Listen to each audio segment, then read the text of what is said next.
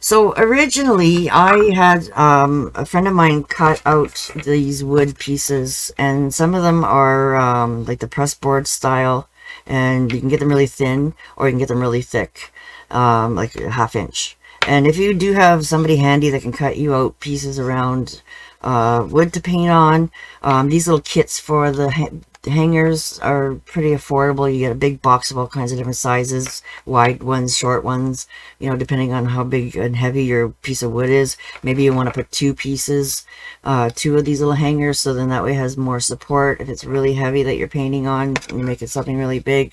But I like to give you more options than one when I do some of my projects, because this particular piece, I don't have another piece of wood. My friend lived in the city, can't cut wood for me anymore, and so I'd have to go to a dollar store or a craft store, Hobby Lobby, whatever you got that sells all kinds of different random shapes of wood so that you can just paint on, or maybe you have a piece of reclaimed wood that you can find. And just, they can be square too. They don't have to be round. But, the shape of the softness, like, okay, so if I'm working on a square surface today, we can still get a kind of oval look to the softness of of it. And I decided to put them together in one. So I have an idea to create another project here that you could do and put them together like lovebirds kind of thing, but they're Mrs. and Mr., right? So on this particular project, I decided to separate them because I had smaller pieces of wood. And then I thought, well, what can I do for some sort of border? And at the time, I didn't know about all these pastes and stuff like that. So I had some 3D glue that you can pull out. Okay, so some of them have good little nozzles on them, right? So test it out on something, this piece of cardboard or whatever, and see how thick it is and if it stays raised for you, because some of them might be really, really translucent and or runny, I should say, and might not stay raised for you. So I did have a couple different glitter options of these are like writers, twinkle writers, just from Deco Art, or probably from Michael's, and I haven't used this one in a long, long time, so it's got some hard bits in it. So it doesn't even, unless you really want to see the glitter, it doesn't matter what color you use. So if you have a bunch of these and maybe one you hardly ever use and it's not your favorite, then I would use it, because I painted right over it. And I might have to stick oh, this one's not even open. I haven't used the gold one yet.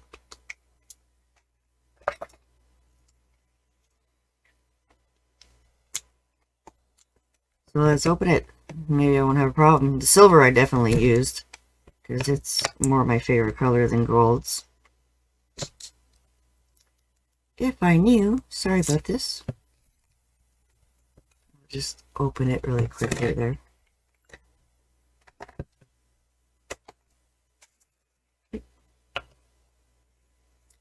And I'll just show you a little quick demo. And originally I found this oval shape online, guys. You can easily Google oval shape or and put oval shape pattern, and you can print out an oval shape or round shape, or lots of different shapes online. You can easily get it, and I can put this shape in your e-pack as well for you. Okay, so basically what I did, I just free-handed it. I just kind of took a pencil and you can measure out maybe an inch all the way around your border and a couple ticks so that you can have like an inner circle inside your oval. Or if you're doing it on here and you really want it, you might want it even bigger than this. Right, so this is a template that I made for the guy, and I said I wanted this shape, and he used this to cut out my piece of wood. And then I used this in my bonus ribbon. You see a ribbon project that I did, and I wanted to have that oval shape and do my ribbon around it. So I've used this piece of cardboard now many times. So I talk about that in that course too, on you can make a transfer onto a piece of cardboard and then cut it out, and then you always have this shape around, put it in a drawer somewhere, and it's come out in handy for me a few times for placement and quick design.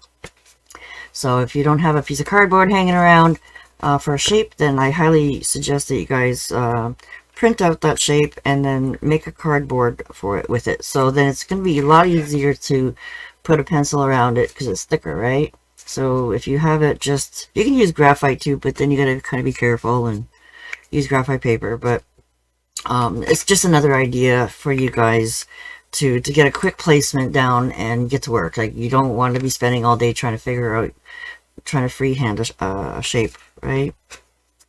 So, and just make sure that your glue will stay nice and firm for you and not drip over, okay? And some people even used hot glue gun, which again, you got to work fairly quickly and be accurate with it, you know. So with this glue here, you know, if it's not what you like, you can always take a damp cloth and, you know, erase some of it and then, you know, fix what you don't like with this very easily. But it does take, you know, you're going to want to wait all night, like do it in the evening and then let it dry overnight. And then the next day you'll be able to paint over it. Okay, so a lot of these are all paintable, right, as well. You can paint right over them.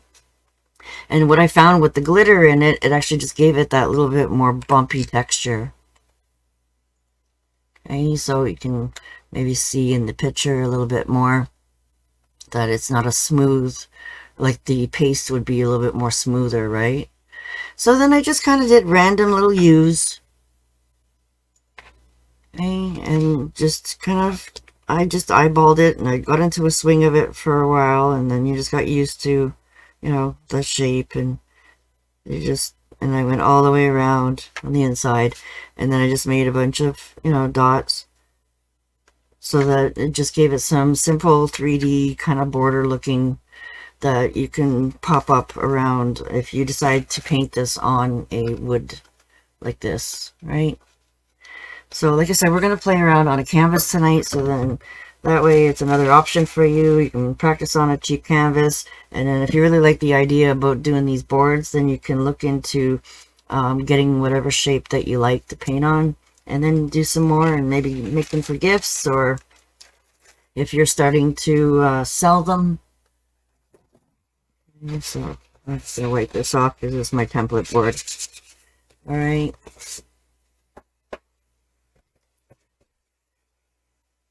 Okay, so we can use this template too to kind of pencil in just a very light rounded area if you wanted to kind of focus and do a very similar kind of look. And my pencils. So like I said, it's very easy to do a quick shape of an oval. Okay, it looks like a little bit more of a picture frame kind of style, and you can just softly mute yourself out of this oval. Okay, so you could use a sponge to do your technique, or I really like the scruffy brush. It really gives you a nice soft look as well. You can pounce out and really fade it out to the white. And if you really did want to start painting around tonight, and then what I would suggest is just leave this area open so that's not painted, and then you can still add your 3D around it after you finish painting it. And then if you did decide that you wanted to have like a darker color around your frame, then you could always paint over it and fade yourself back into that white again. Okay, so there is always lots of different options that you can do to paint or do your 3D maybe after. Okay, so I'm working on a 11 by 14 canvas here tonight, and I decided that I'm going to combine my two birds into one, like lovebirds, you know, instead of separating them.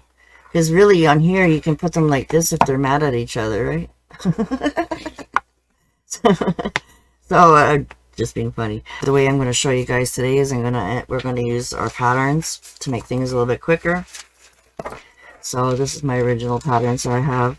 So what I'd like to do is actually we're going to join our forces together, and I want to put the pattern on with the one branch coming in here. So it could be two different trees that they're going to, like, hey, how are you? And, you know, want to hang out.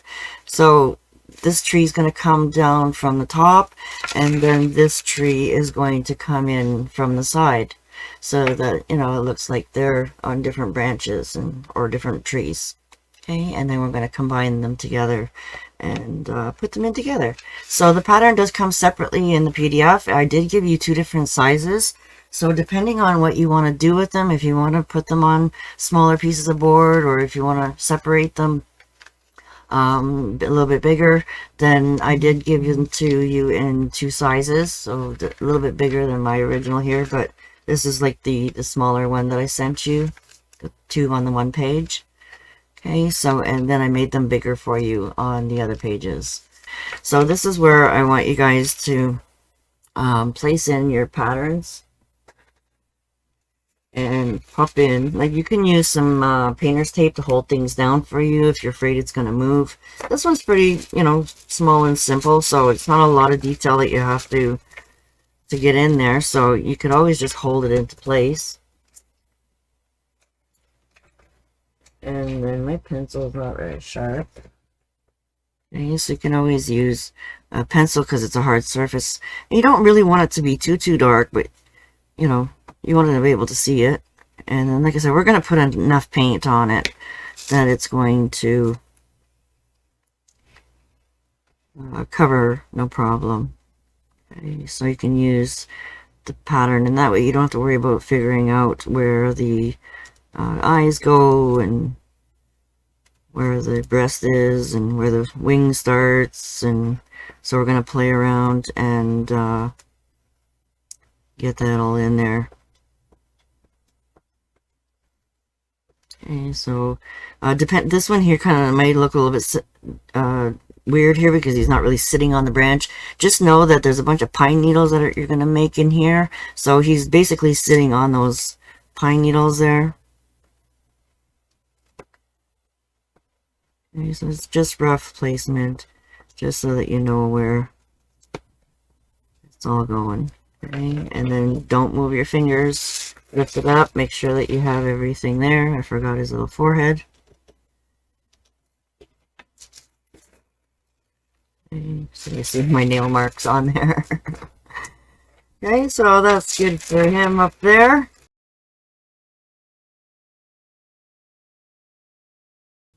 Okay, and then we're going to put her just slightly lower.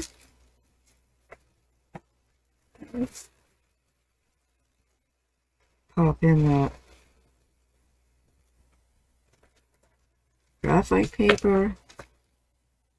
And you can even do this on cardboard or paper or whatever. Throw it in your patterns, guys, even on your practice sheets. Like, okay, and then practice them like you would on the painting, and then make sure you're happy with it, and then do it again on another surface. Okay, so in here I gave you a little bit more markers for where the colors change and where the chin is, where the tail.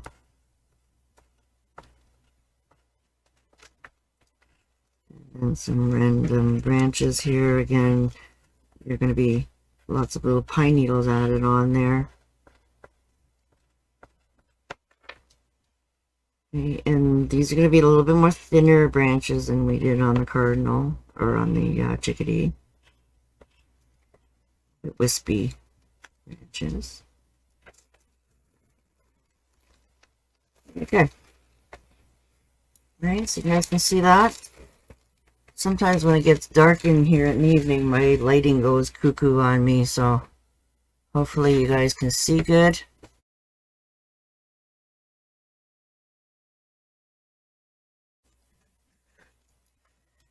Alright, so you can use really any blues that you have.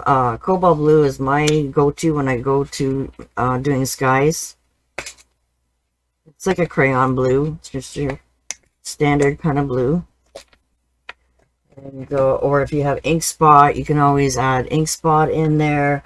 And then if you have teals, you can always add teals into it. But this is like more of, I guess, a more of a holiday kind of look too, with the pine needles and the berries, and, you know, a little bit maybe wintertime You know, so the skies are usually very cold and icy looking. So for me, I love to use the cobalt for that kind of look. And we do want a little bit softer. But what I thought I'd also do a little bit something different. If you have thicket or sap green that we're going to use with the pine needles later, we can even combine those and make our own teal. I do have only sap green handy here. And what I thought would be really cool to do is to do like a haze effect inside it as well. So that way it's kind of coming into where the branches and the pine needles kind of pop out. And it just softens things a little bit, like a haze around inside that area. And because we're doing a little bit bigger project, we can play a little bit more. Right? So what I want to do is play around with is my large scruffy to get our background started. All right, do something a little bit different. And what I want to do is pick up a little bit of blue and pick up a little bit of white. And in the middle, we're going to start pouncing on our plate to start blending it so that we can have two colors on our brush.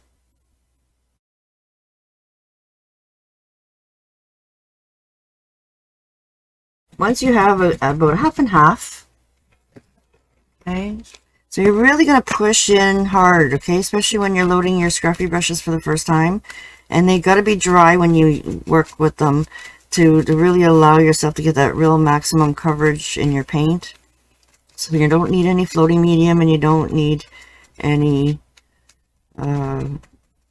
water or anything like that to thin down your paint. So you want it to be really nice and thick paint that comes right out of the bottle.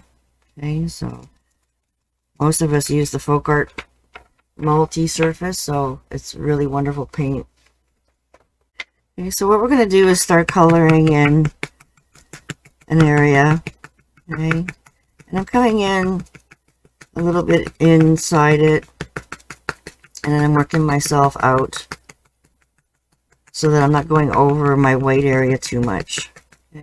I'm going to come in and refreshen that white area because I do want a little bit of a freckle softness of that white popping in with the blue, but then I'm going to slowly work out so that I'm having my light on the outside, and then I'm going to just slowly work around and keep pouncing.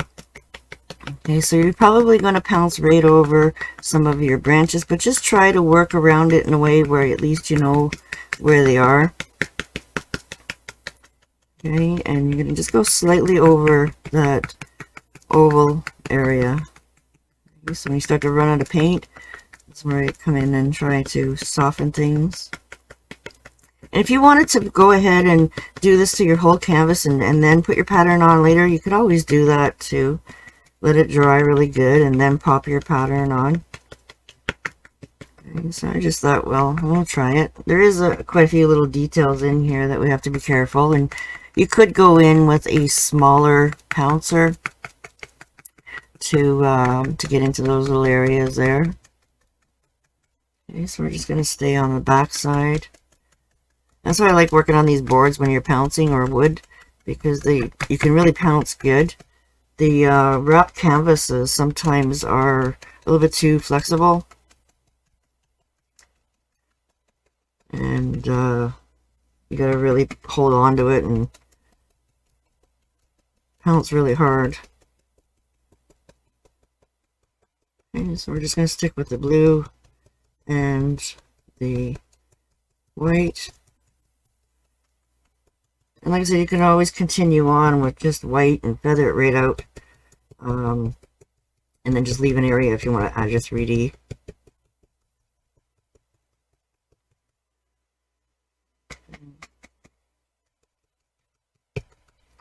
It's easier for you. You can turn your canvas.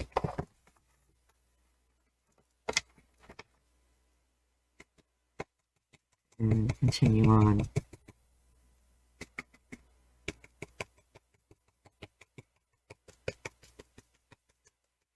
Work in a little bit.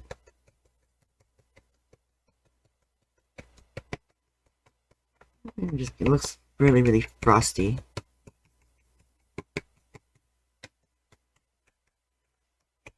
Okay, so if you do have a smaller scruffy, then we can play around with that and keep this one on the side. Okay, so you're just keeping the white and the blue together, and then you're going to use your small scruffy and you're going to pick up a little bit of blue and a little bit of green and work that in around each other to create an oval. Okay, so if it's looking too green, then definitely you're going to add a little bit of more blue into it.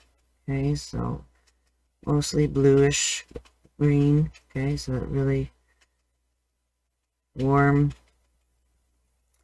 kind of greenish look. Okay, and where you left off in your blue area, you're just going to come in and pounce lightly over that area to blend over, and hopefully it's a little bit wet so that you'll have a little bit of area that will work into each other and blend.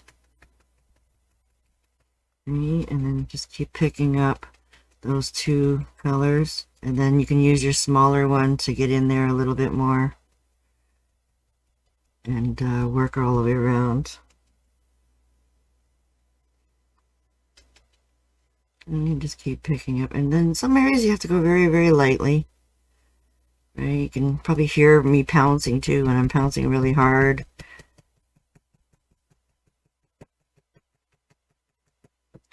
And the smaller one will take you a little bit longer to get in there.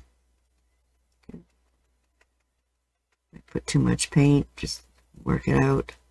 Come back to it. And pop in some color there behind her head, yeah. And so, again, it's pretty easy to pop in these branches pretty much anywhere. I just put them in the pattern there just in case that you wanted them. I was considering on just putting the bird there. And then you can always pop them in and make them your own and add more branches or less branches if you want.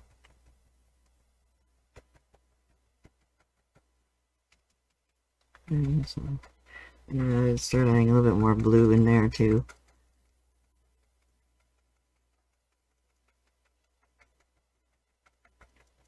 So just play with it however you feel that you want to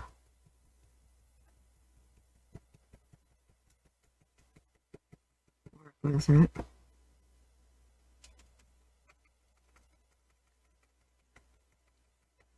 And then over here, this is probably drying by now.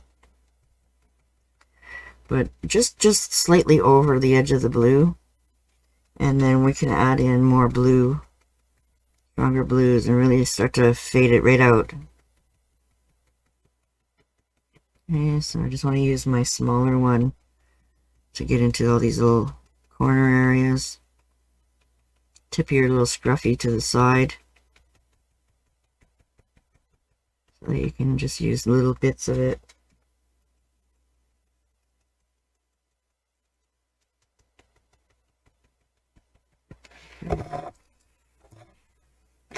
Now it's looking a little dark right now, but we're going to blend that right out.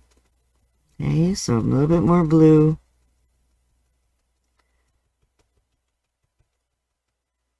Especially when you're getting close to the areas where you're going to transition.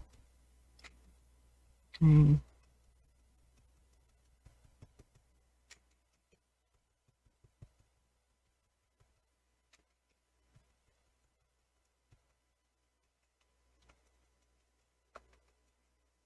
You don't have to worry too much where all the pine needles are going to be too. Okay, so we're going to wipe out our brush and get rid of most of that green, and now I just want to pick up blue only. Okay, so I'm going to come over and start softening out that little bit from around the edges of the teal. Go all the way around it and really soften it out.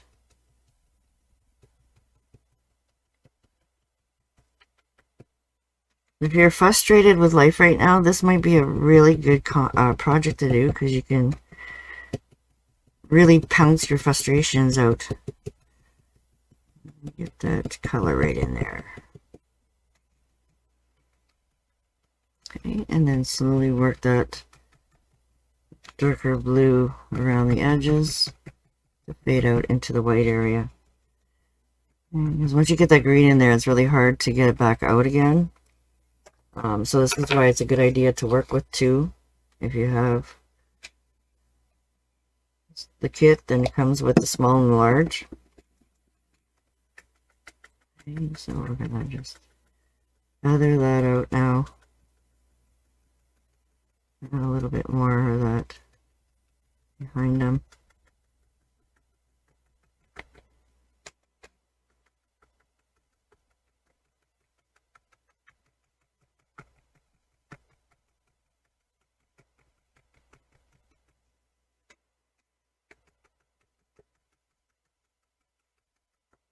So you want a bit of a rim of light all the way around. Right, and then we're going to make this rim a little bit bigger too. It's easier to make it bigger. It's harder to get it smaller, right? So depending on what you're working on. So this is why I got you guys to keep this brush in your hand here.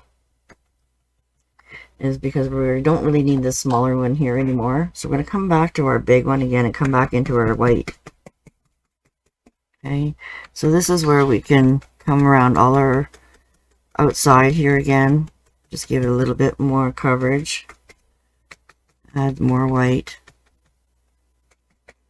Lots of white. Because we really want it to fade into the background. Okay.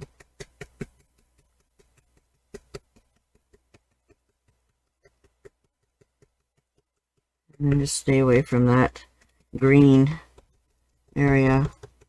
Just up and down, up and down. Don't overwork it, because if you overwork it, it's going to get all muddy on you. Okay, so you can just see that I got a good amount of paint on my brush, and I'm just doing like little random little circles. And keep working your way around.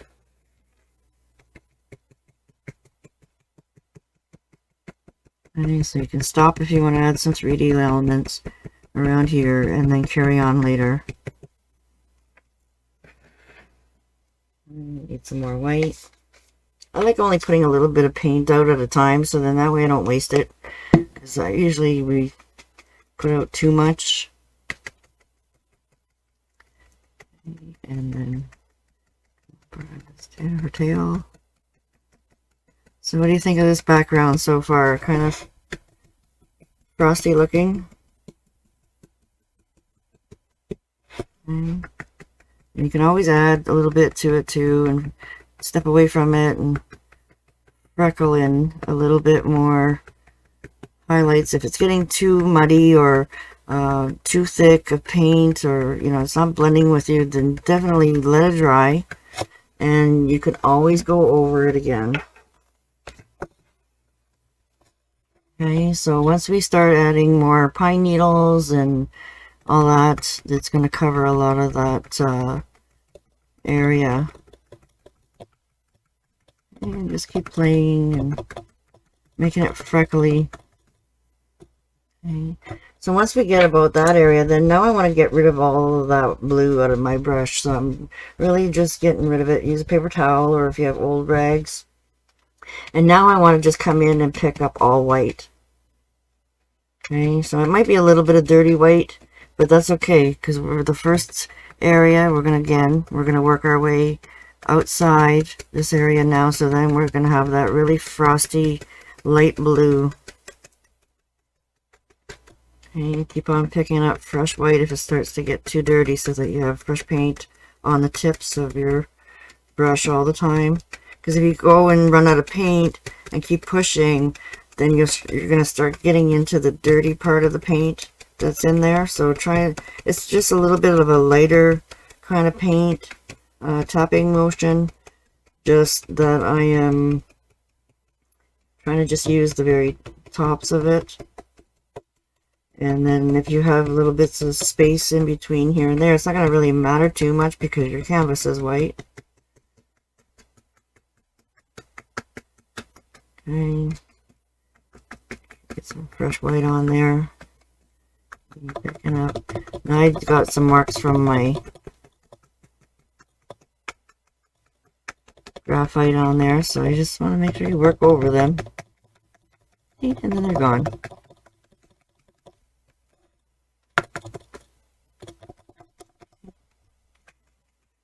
And then we're going to just keep right on going. And then eventually you definitely do want it to be like really, really the palest blue you can possibly get, or, you know, out to a white. So then it just disappears. And so you just randomly, just really lightly pick it up. And leave a lot of the canvas color. Okay, so just very light freckling out.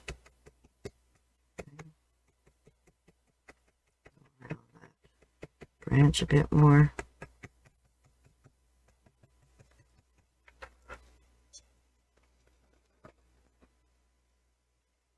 And if you notice, guys, I actually flipped my pattern around so it's backwards. I'm not sure what it is in the pattern for you guys. Just noticing that's backwards. So we're going to put a little bit more dark back there. I think I forgot a piece here to go behind.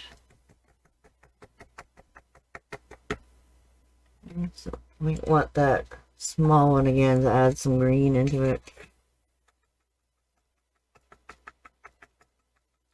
Just so it kind of blends out. Once you start making your own colors, it is a little bit hard to get it to match again, so try to make sure that you're getting in there, and so you don't have to worry about coming back.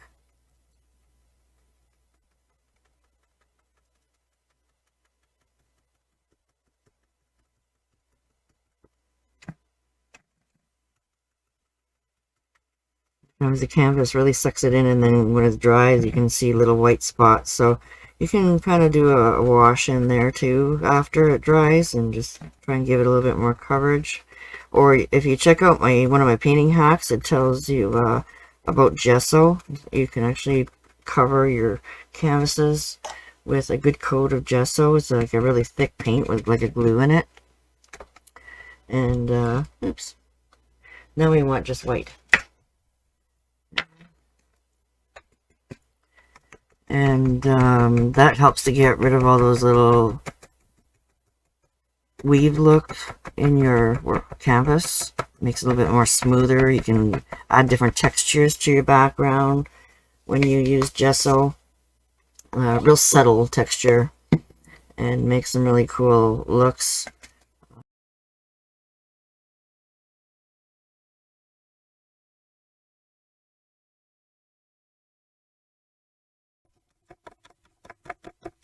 So yeah, just working my way around with that white, and just so that I have a little bit more blended coverage. And it also picking up that texture too, because some of the pouncy areas are like thicker, and so you want to give it that same kind of texture all the way around.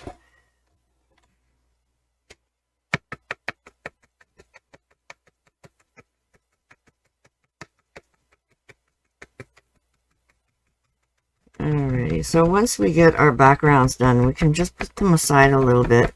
And then if you guys need some help with practicing some of the strokes that we're going to do on our birds and our wispy pine needles and playing around with some of the elements, we're going to spend a little bit of time on doing a little bit of practice session here for you while this is drying.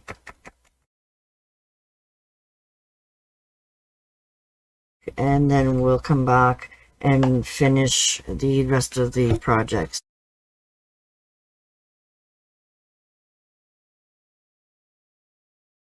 Okay, so basically that's my mottled kind of look.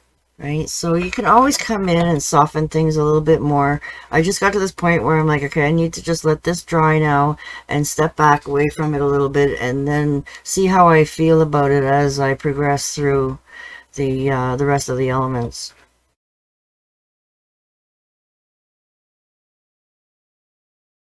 Uh, so yeah, I like to come up with fun, different, wacky ways of doing things, and some of them are on the fly and right in front of you, live. They're happening right now. So I did do a little bit softer look in here. I did do a little bit more pouncing where I got the blue all first done, and then I went around the edges with the white only, and just to do a soft gradient. So, you know, there you can keep playing with your pouncing and practice different techniques and getting that freckly look or you know, more smoother look, you know. So I did do these quite a while ago, 2016 as a matter of fact. And then I've been asked a couple times about my mallard duck. So if you guys are really having fun with all the birds and you want to add to that series, then we're definitely going to do that in the next month or so. Okay. So I'm just going to set this over to the side, make sure it's really good and dry. And then in the meantime, we're going to play around on some cardstock. And one here. Okay, so we may as well get out some of the colors that we're going to play with. But ideally, you know, for you guys to see sometimes, I'm just going to play around really with what I got on my plate right now. I've got a bunch of blue here that I might not need and some white over here. And what I want to do is put two colors on my brush at the same time. And we're going to double load. And right in this part where I was already using in the Scruffy, I may as well just turn it into a blending pile here so I can save my plate from, I can use my plate with other colors. Okay, so we're basically putting two colors on our brush at the same time. All right. And then to practice on your paper a little bit to see how you're doing with coverage, how much paint you have in your brush, you'll see that sometimes, especially working on drier surfaces, it might be not absorbing. And if you go really fast over the paper, you're not allowing the paint to actually penetrate. So sometimes we actually have to slow down so that it's allowing that moisture to sink in, right? So another thing that we do a lot of times is use a floating medium. And this is basically the same product line from the paint. And this is the clear part of the floating medium. Is the clear part of the paint that just has no pigment in it. Okay, so they do come out with different kind of flow mediums or blending mediums, and actually some that have a little bit more open time. So if you feel like your paint is drying too fast, there's also a blending gel that you could use, and that'll help slow things down. Because right now we're in the winter, and I have a heater right underneath my desk, and I find that my paint does dry around, you know, much quicker on me. All right, so sometimes we need to add a little bit more floating medium, especially if we want to make that stroke go a long time. Right, so we need a little bit more moisture in our brush. Okay. If you're just doing a small stroke like this, then you don't seem to need that much moisture because you're not pulling as far, right? So with a lot of the bird is the daisy strokes. Okay, so what you're going to do with that is hold your brush straight up and down. Okay, press it down. And then as you're pulling down, you're popping back up into your chisel. Okay, so this is our daisy strokes. And if we kept doing that in a clock formation, we'd have a pretty little flower. Okay, so I do have a full course on the daisy strokes. If you want to learn more, we have lots of different assignments in there to play with. But basically we're going to use this daisy stroke for these feathers, and sometimes if you put a little less pressure, they're going to be skinnier. Okay, so for his tail, this is all I did, was do these little daisy strokes and bring it all in to create the tail. Okay, so we're going to put reds, of course, right? And depending on what color bird you're doing, you're going to change colors. Okay, and then sometimes we can flip our brush around and start from the top and then flick down and have a darker daisy stroke. Okay, so maybe you want to add a little bit more white into your brush if it's too dark. Do that again. So you'll see a little bit more white pop out. Okay, so you don't want to have too much paint that is really, really gloopy. So this is almost on the gloopy side of things, guys. Okay, and that's what happens with the daisy stroke sometimes, because you're only using the tip and it sandwiches all that paint up there. So sometimes you have to actually wipe your brush out on a towel. Okay, just to get rid of that moisture or the excess again. Put it back down around in the tip area where you need it. So then that way you can get a nice cleaner stroke. Okay, so when we're doing some of our bigger strokes, like say you wanted to do a leaf, or you know, you're actually using a lot of that paint in there, so it doesn't pile up as much as it would with these daisy strokes. So some people have a hard time with them. So I just want to kind of go through some of those little troubleshooting areas with you guys again. Some of you are new here, some of you have a little bit more experience, so I know some of you might know these strokes already. But I do definitely want to consider, you know, all the different skill levels in my project, so then that way everybody should be able to do it with a little bit of practice. Okay, so when you get the recording, you'll be able to come back to this area and play with it until you're comfortable. Okay, so if you end up losing some of your gradient and it gets too muddy and it's too dark, then sometimes we do have to start a new gradient pile in our plate somewhere and start over, or wipe out your brush. Okay, so you don't usually have to really rinse your brush per se. A lot of times I'm just wiping my excess out if I'm staying with the same color. So we can actually put a little bit of green in here. Let's make this bluey green. Okay, so you can even do a double loading trick with, you know, two different colors, right? So we have a little bit of blue, we have a little bit of green, and we can make our nice tealy blue right there. Okay. So with the pine needles that we're going to do, you know, it's just flicks. Okay, so if you can't get a really thin chisel, then maybe we need just a little bit more floating medium. Okay, and check your chisel to make sure that it is nice and thin, and then very, very light pressure. Okay, you're going to be able to have different degrees of thicknesses. So keep practicing until you can get those really nice thin ones. Now remember, this is paper, so it's really grabbing, and I'm going really fast. Okay, so allowing that paper to grab. And again, you can flick your brush around, and that way you have the white at the back. Okay, so the dark is leading, and then you can add some different colors on top. So ideally these pine needles have a pivot point. So you're going to have one area where they're coming out from, and then you're going to fan them all out. Okay, so usually they're growing up, but some can grow down. So you want to practice all your little flicks in different directions. Okay, or you can move your canvas around and keep, you know, depending on which area you're working on, you know, you can always keep moving around. And if it's easier for you to flick out, then definitely just start with that and then keep playing with it and practicing, and then, you know, you'll be able to flick in all your different directions. Mandy? Yeah? Is when you put your brush down, are you putting the whole chisel edge down, or just using like the back after? I'm using the full chisel down, and then by the time I'm flicking out, it's only the back part of the heel of the brush that's being used.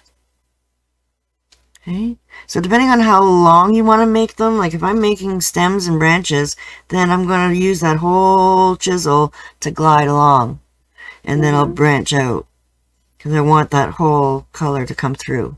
But when I'm doing these short little flicks, yeah, I'm not even moving my hand off the table, it's just my wrist is moving out. Okay, and then on the exit, then yes, it's just that little bit of, you see how my brush got fanned out? So that's how you get those little tiny wisps as well, as with your brush chisel being just the tips. Okay, Okay, thank you. No problem. That's why I like these live Zooms. You guys are here for to catch me right away and ask any questions at all. When we're making dots, sometimes we just use the back of our handles.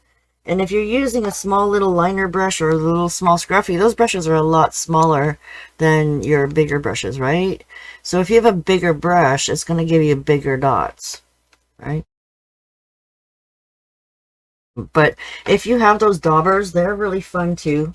You know, we can always, you know, use a dauber to make our little dots for our berries. Okay, add some white onto it. And also it has a little bit of a highlight area. And then, you know, you're going to usually do like 3 together or, you know, a couple of them together randomly.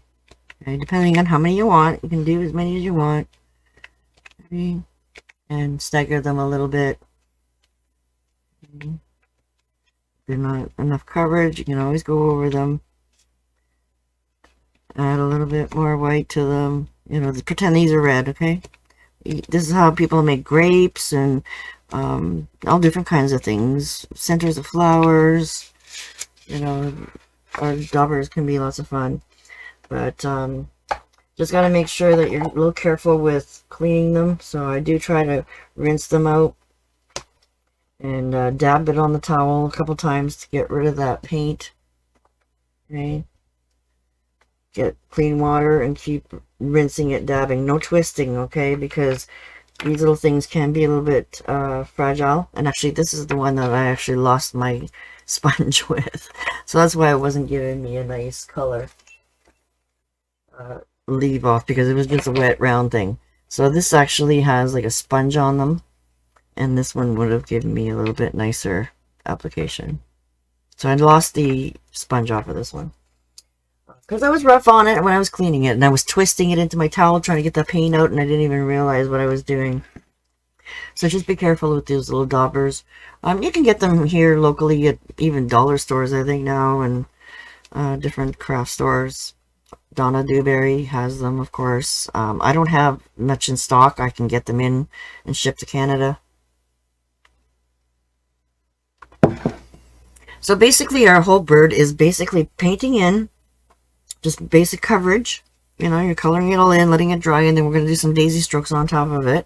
And I'll use our little detailer to do some maybe highlights around the top of his head. And if you want to use a skinny little detailer brush to do these pine needles, you can also do that as well.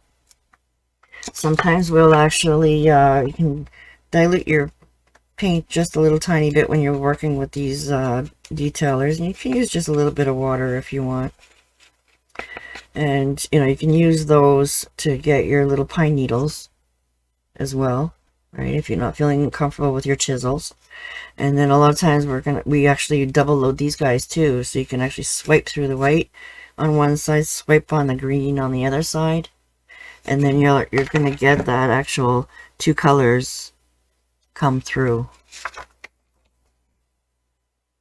when you're using even these little detailer brushes. Okay.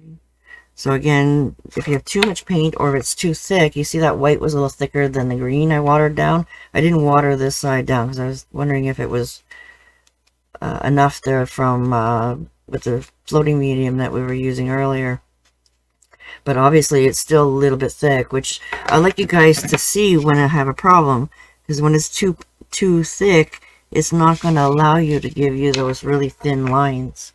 Okay, so you got to pull a little bit of that clean water into your white, right, and have it a little bit milky where it's self-leveling a little bit. And I'm going to have to put some fresh white in there. Okay, and then wipe out your brush so that you can load one side of your brush, come through and load the other side of your brush. Okay, and then when you start flicking, you should have, you know, those different colors come through and get a little bit more thin, wispy looks. Right, and then sometimes what I'll do is I'll just pull through the green because I want it to look a little darker. You know, I just need a little bit more dark. And then now it's getting maybe too dark and I want to add a little bit of light.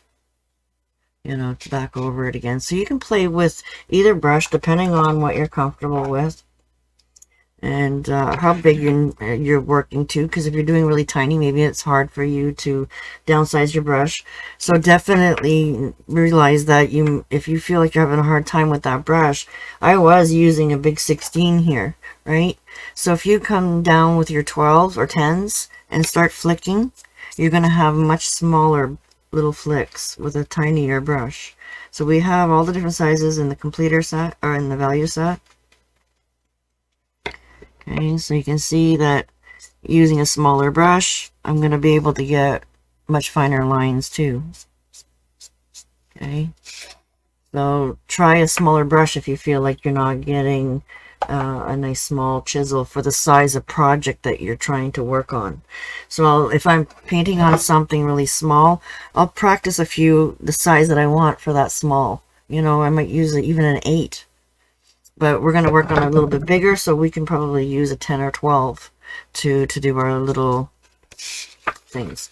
So I did give you a practice sheet. It has some one-stroke leaves on there as well. We're not going to be putting those on our design today, but it is part of the practice sheet that I had already made, and I thought, well, perfect enough. You guys have a little extra bonus on a couple of those slider type one-stroke leaves.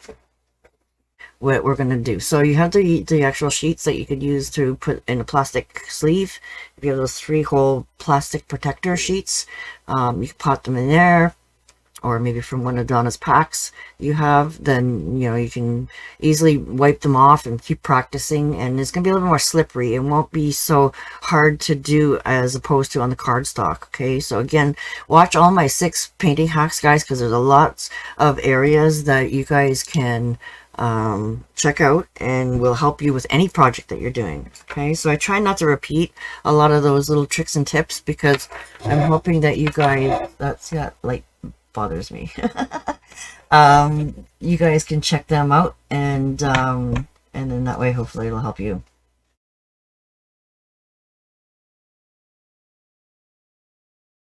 We got fresh water, so then that way if we need to play around with our white or yellow or rinse our brushes, sometimes you're going to pick up a lot of blue and green if you have your water filthy with a lot of blue. So looking at my water, I just thought I need to go change this. So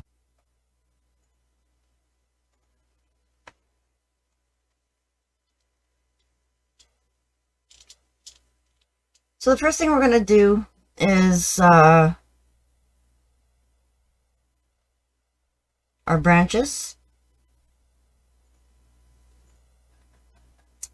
And for that, we can use a bit of burnt umber or true brown, whatever you have.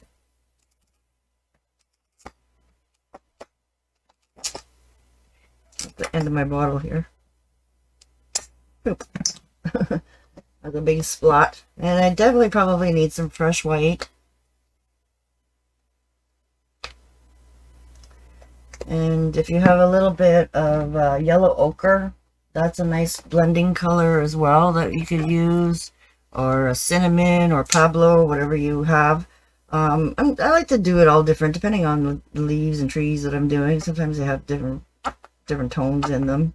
But I am going to be using some of the yellow ochre a little bit into the Cardinal, so sometimes it's good to use a little bit of complementary colors in other areas.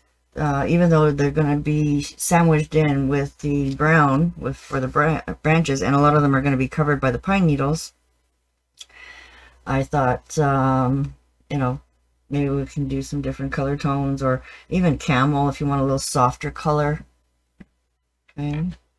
So again, simplest way, if you guys are new to one stroke, is to do it separately over here. Okay. Sometimes we actually go and pick up color, and we go in side load to pick up a little bit of highlight color as well. So there's, you know, traditional blending on your plates, you know, away from your colors, and then sometimes we pick up the color and then side load into our puddle. Okay, so whatever you're more comfortable with doing. I like doing it over on the side sometimes, so that way I can have control over my blending pile. Okay, I'm not trying not to get into that dark part. And then add just a little bit of white into your yellow ochre. And with a dirty white, it'll soften right out and give you a nice little creamy color.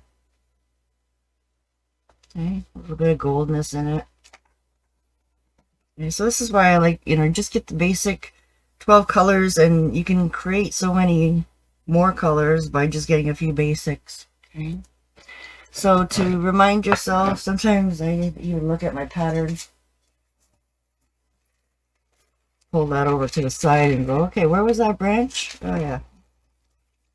So sometimes we need to even look just at our pattern to give us placement. Okay, so this is a pretty big branch back here, and I'm just going to flip-flop these colors together, and if they come a little streaky, just go with it. Just try not to go over the same areas over and over again, so then that way you don't overblend it. Okay, so just try to color them in and then come right off to like a point and just wisp out. Okay, you don't have to do anything too fancy, because on everywhere you're going to wisp out is where you're going to add some pine needles.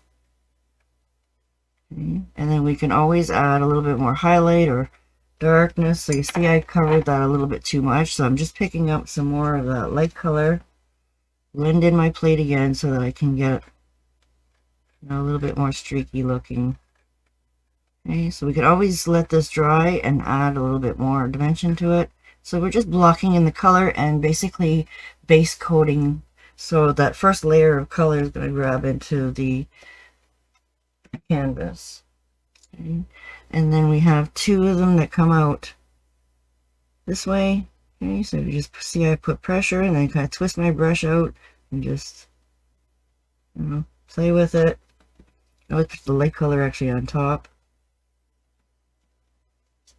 Okay, so just adding different shades and streakiness is what my goal is too. Right, so just keep playing and adding those dimensions in there. And then we have another one that kind of shot off in this direction. Okay, so if it feels more comfortable for you guys, flip your canvas around so that you can just flick right out. Okay, so make sure you get some of that dark in there. Okay. And then off of these branches, I did make more branches. Okay, so I do have another picture I can show you guys of a step that I have here.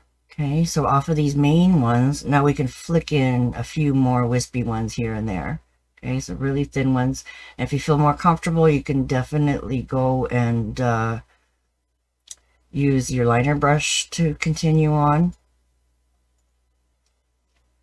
All right. Straighten up my plate so that I actually got it straight where you're comfortable going back and forth, because if you go up and down you sometimes lose your placement. So I find if I brace myself on my plate a little bit and just move my wrist back and forth, then I can get really focused and concentrated on my blending pile, so then that way I'm picking up a lot of contrast. Okay, because after a while when you're doing your branches you end up losing that. Okay, so you just force it back in to being half and half. Okay, so we can flick one branch over in this direction. Okay. And this is how we do a lot of our one stroke technique, right? Is just doing pressure and almost like your daisy stroke but upside down. Okay. A little bit here. And then if you start just inside this branch, it'll look like it's actually in front. Okay, so we can always add a little bit more highlights to areas a little bit later. Okay, and it's not a neat little edge, don't worry about it too much, because like I said, we're going to cover it. Okay, so some of them can be a little bit more yellowy, some can be a little bit more whitish. Okay, again, just a little bit of a long slider stroke in there. And then we'll put one right in here.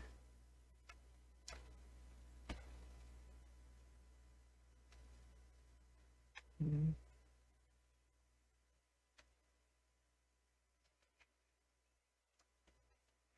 then in the bottom one, she's sitting on one of these branches.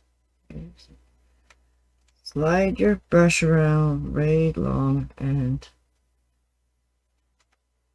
try not to add too much floating medium if you don't need it. If you feel it's dragging on you and dry, definitely add more paint first. And then go over it a couple times. Keep adding paint to it. Don't be afraid. And you don't have to get it perfect in the first drop. Okay? Especially for the branches, they're very forgiving. And then we're going to put one branch out this direction. We can put our feet right on top of that after.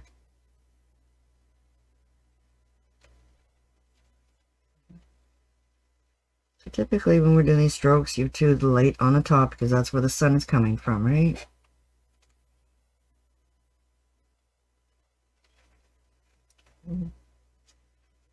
I like to get my main ones in there first.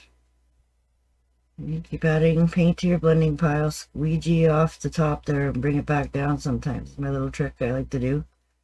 Because you got all this paint that gets weight on you. And you just need a little bit more goldy tone. And then I just add a little bit more yellow. Okay, so then we have another branch that comes up behind her.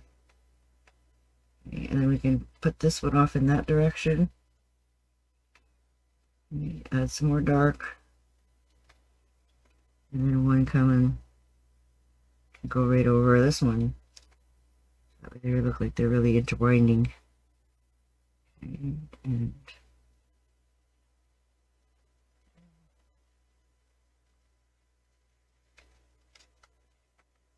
one more dark. Cover this area here. So you can put the back of that trunk right behind her, make it a little bit thicker. Okay, where it's starting.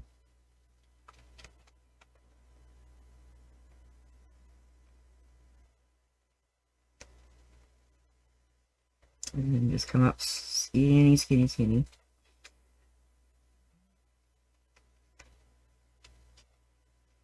Just random putting, if it's too light I put some dark. If it's too light dark I put some light.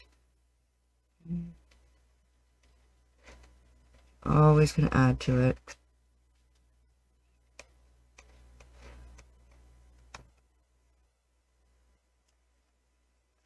And then put another little branch off to the side here. And yeah, I think I'm gonna leave that branch there. And then I want to put one that's coming down.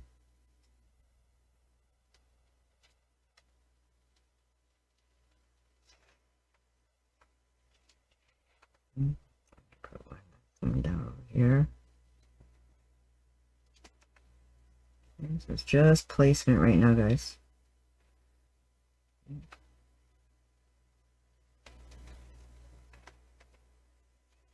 Always make, some branch them off again if you want.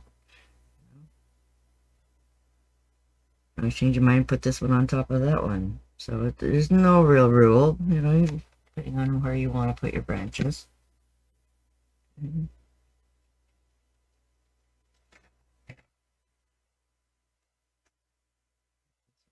Darker. Just to cover that white spot there. And then we can always piece in a little bit, or just, like I said, pine needles are going to hide that. Alrighty. And even add a little bit more behind here is what I'm losing, I think. We need the main trunk coming in here. Okay, so I'm going to make that thick.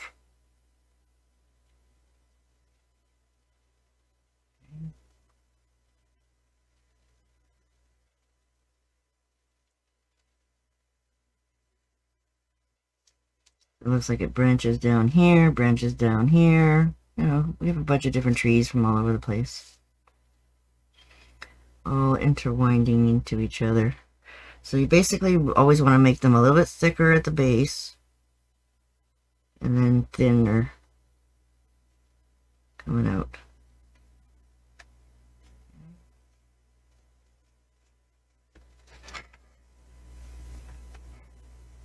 A bit better.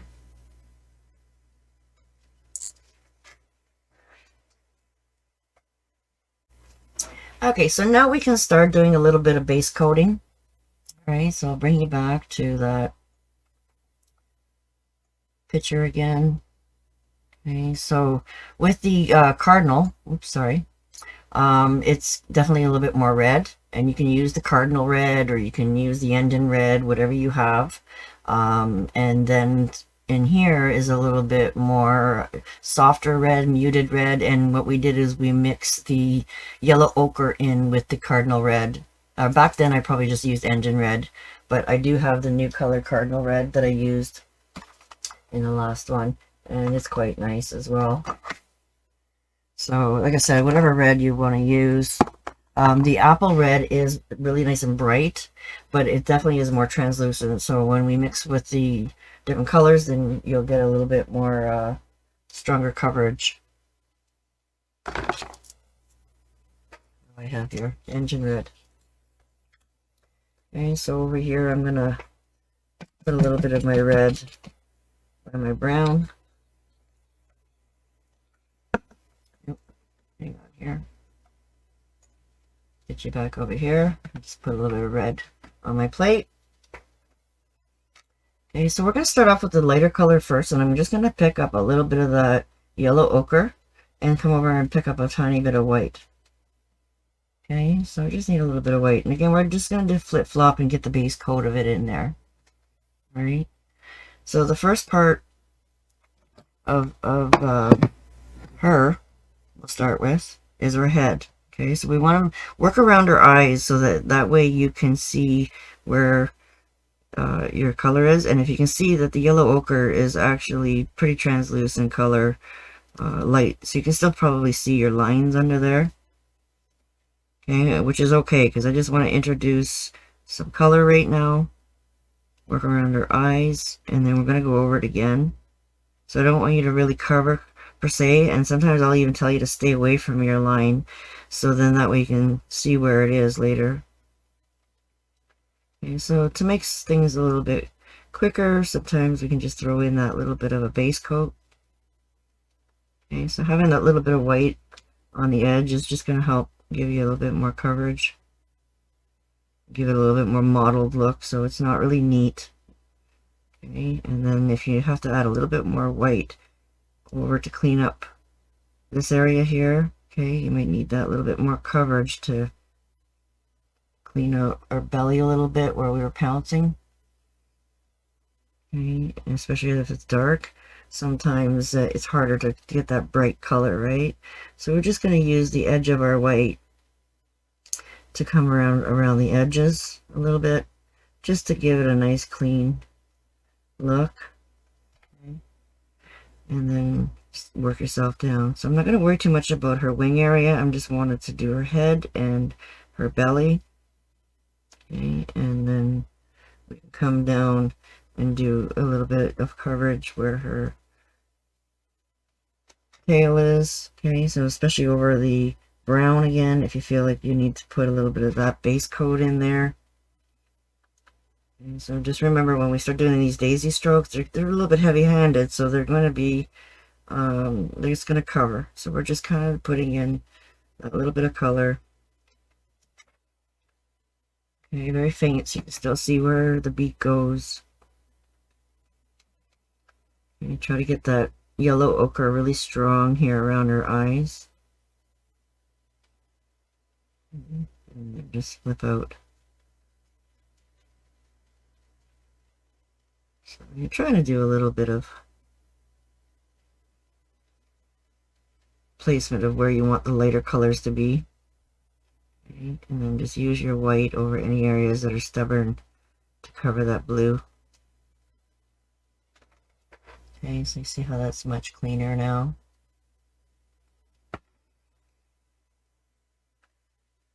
And then now that we blend our brush back over here. So now I want to come over to the same thing and pick up a little bit of that engine red. And yeah, I still have a little bit of yellow in there, but it's just going to give you a nicer, brighter red. Okay. So a lot of times I won't clean my brush. And then we can pick up a little bit more of that yellow ochre and put it in on the white side now. So now we're going to add some base coat into its face. Okay, so just remember around here is all black, so you don't have to worry about that right now. Almost lost my... Okay, so the same thing, you're going to use your yellow ochre side to kind of do a little bit of a base coat over to fix anything that you don't like. Make sure you flip your brush the right way. I get all excited when I start flipping around and doing things in different directions. You kind of forget. Okay, so right now I just want to do around the belly. Okay, and I'm going to pick up a little bit of that fresh yellow, a little bit too. A little bit of white in there too. It gives it a little bit more coverage. Give it a little bit of a roundness. And then the body comes right up underneath the wing.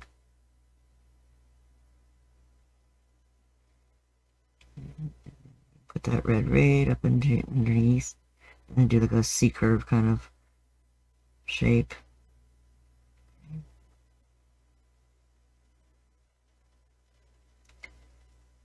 So if it looks a little bit white or too light, it's okay. Because I want you guys to be able to get that good coverage right now, just to clean things up. Okay, and then you can even practice some of these daisy strokes, you know, while you're doing your coverage. You know, do those little flicks, okay, while you're practicing. Okay, but right now you just basically want that coverage. We want to brighten that up where it's green, so I'm just going to put a little bit of light.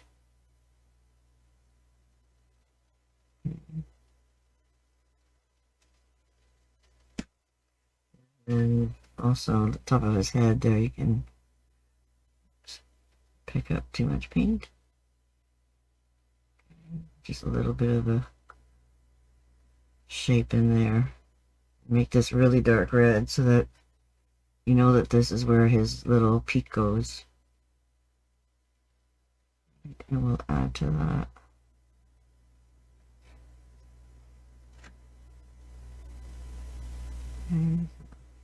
How's your little guy looking so far? The girl and guy. Okay, so we're going to add a little bit of black in that.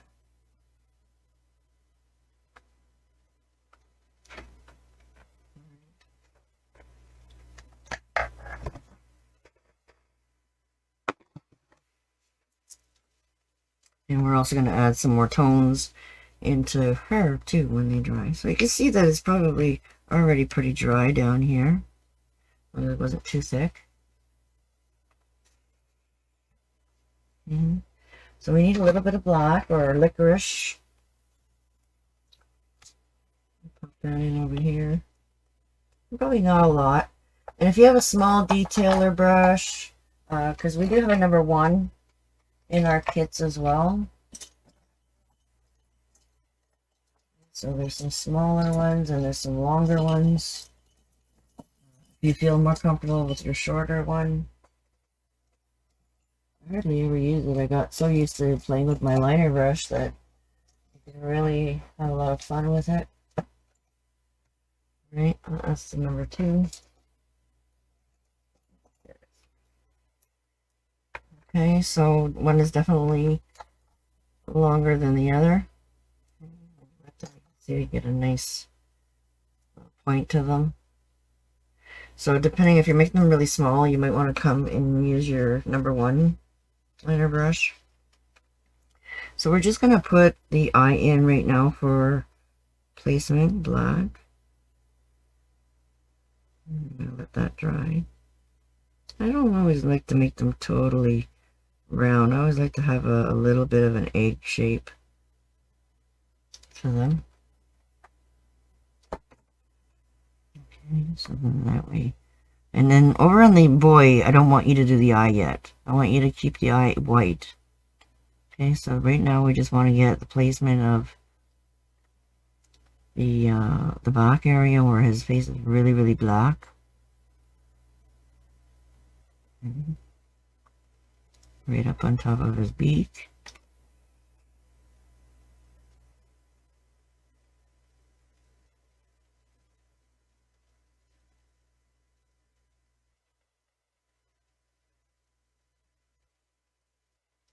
It's like a mask.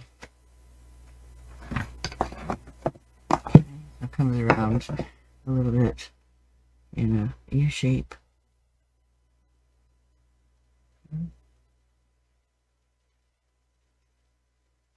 And behind his eye. A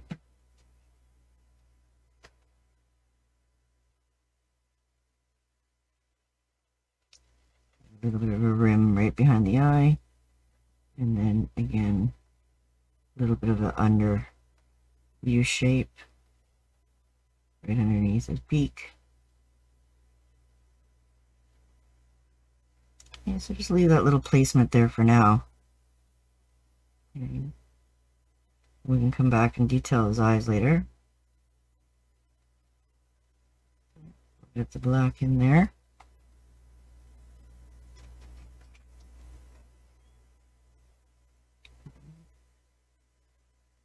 Pointy over here.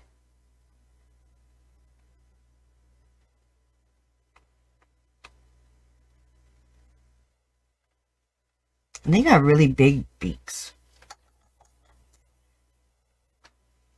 So now that we have that in there, if this is where if you want to get down into your sixes, or like, you can definitely use a smaller brush to, pop in some color into the beaks. Okay, so I'm going to put hers in there first, but I want to add a little bit of that red into my yellow and to create an orange. Okay, and you can pick up just a little bit of that darker side. Okay, so it's an orangey red with the yellow. And then you can add the highlights and the shadows a little bit at the same time, especially in her. So you want to have the top part a little bit more orangey. Okay, and if you need to go over this twice, you're definitely going to do that. And this way you can see the line where her head stops. And then again, I'm going to flip my brush down now to add the bottom one.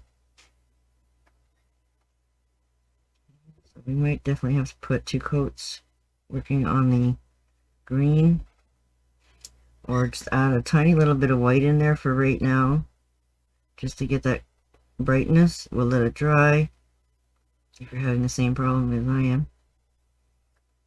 And coverage. So sometimes we do have to do a little bit of base coating, guys.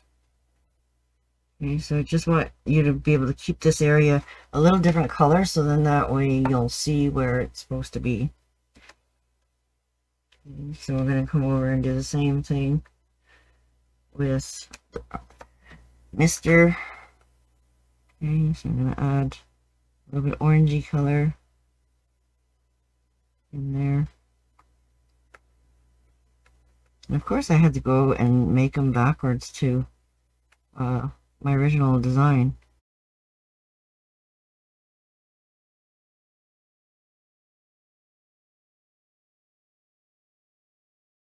Or I just put mine on, because mine's the original one, so it's... I probably just flipped my paper. Okay, so I'm pretty sure your guys are probably working on him this way. Alright, guys. So I really apologize. And maybe I'll have to flip my pattern and send you to which direction do you want to go. That's what I'll do. I'm going to put the new pattern in the next neat pack for you guys on the flip version, okay? Alright, so this is right behind his eye. If you're dyslexic, you'll be able to figure this out no problem, like I am. Alright, so we're just going to put that shape in there. Give it that coverage. And then you can always come back. And then his mouth was open. So we're definitely going to put some black details in there to make it look like he has his mouth squawking. Okay, so there's a little bit of a triangle here opening. Okay, so triangle with a V.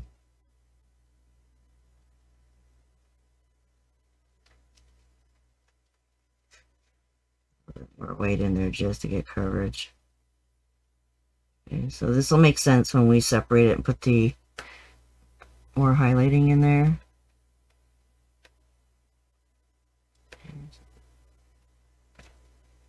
Try to keep my hand out of the way so you guys can see.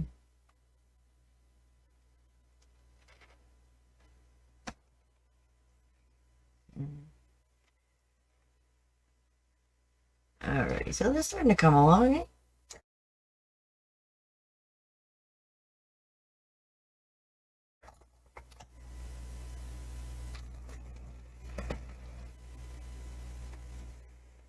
How you guys doing? You got your birds pretty much base coated? So we also put a few pine cones in here too. And again, if you feel like you don't want to put them in there, you don't have to. But I just made some small, simple ones, right? Just to kind of peek out and give it a little bit of different character, right? So I didn't show you guys those strokes here as well. And I definitely did it with the little number 6. So I'll just set this up a little bit so I can show you guys again. Okay, so a lot of times when we're working with little tiny brushes this small, we have to side load our color a little bit differently. And I call this side to side. So this is side loading right into your puddle. This is side to side where you're actually blending with the dark in the middle, and you always put your light color on the outside. So that way you can keep it nice and fresh and bright. Okay, so this is how we do really tiny brushes. I have a whole program now on tiny painting. You can jump on if you're interested in really honing in on your small little brushes. Okay, so these little pine cones aren't too difficult. Alright, so it's just making like little U strokes. Okay, so you're just going to kind of follow, have a little bit of a pivot point, and it's only the white that's going to actually curl around like a little circle. Let me see if I can get you guys a little closer. Okay, so every time you want to pick up fresh white, right, you can pick up just a little titch on your brush. Okay, fresh white. And then when you go over it, it'll be a little bit brighter. Okay. They're almost like little teardrop shapes. So you're going to brick layer. You're going to do one at the top. Okay, so I got to show you in real what brush you're going to use, right? And then you're going to make 2. I'm just holding my paper down so it doesn't pop up on me.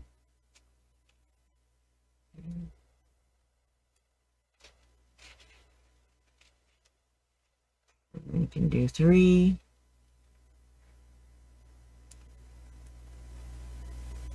So you're getting the highlight and the shading all at the same time. And depending on how big you want them, you know, don't go too wide. And we just put a couple of those in there.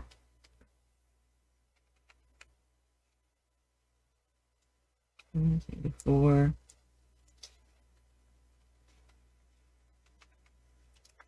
Then you're going to come back and do 3. Refresh your brown and your white as you need it. And then do 2. And then you can stop right there really, because then when we do our little pine needles, they're gonna, you know, hide the base of it. Wow. Okay, so this is what we do for the pine needles, or the pine cones. Or just an illusion of them. Okay. I'll have to add some more white paint to that one, or get my little eraser out. I showed you guys this little rubber nibby. Here's a Dun Dewberry. I can't remember the names of them, but you just wet them and you rub on your little mistake here. It'll usually pick it up for you if you catch it, you know, fairly soon, because the multi-surface paint has sealer in it. So if you do wait too long, it'll get harder and harder to remove. Okay, so these are not miracle sticks, you know, but they do kind of help to erase things if it's a little bit dry already. Okay, just add a little bit more water. And then the next thing I'm going to do is just dab white paint over it. Yeah, but I got it down a little bit anyways, right? So it's not as noticeable. And then just some white in there. Stipple it with a paper towel. Improvise. Okay, you don't have a scruffy handy. It's wet in the water. So we can always come back and touch that up. Okay, so I gotta figure out where we're gonna put our little pine cones. And so usually, you know, they're sitting somewhere off of a branch. Somewhere. Right? So usually we like to do 3 of things, so we can plan to do 3 for sure. Okay, and so we can put 1 maybe up in the top part here. Okay, so we'd only want to make them so big, right?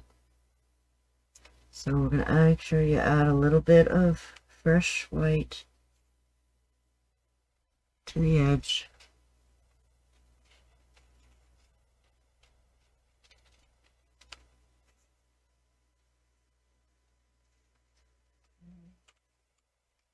Sometimes we need just a tiny little bit of floating medium if you feel like it's too, not pulling through around, it's kind of resisting. But you don't want to put too much, especially with tiny little brushes, because it's very easy to put it too runny. And it's also very easy for your brush to start getting gunked up a lot. So just wipe out the excess and come back and refresh. A little bit more white, and then control the brush. So when you're doing little brushes, you do tend to have a little bit more of that happening. It's so easy to overload our tiny little brushes.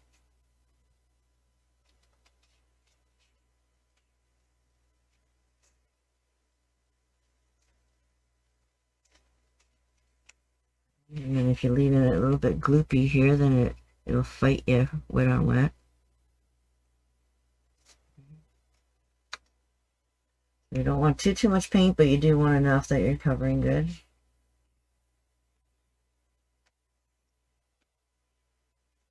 Can I catch?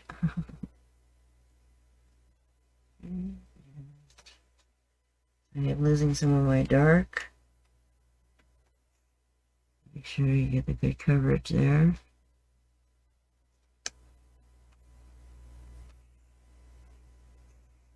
And then we'll come down.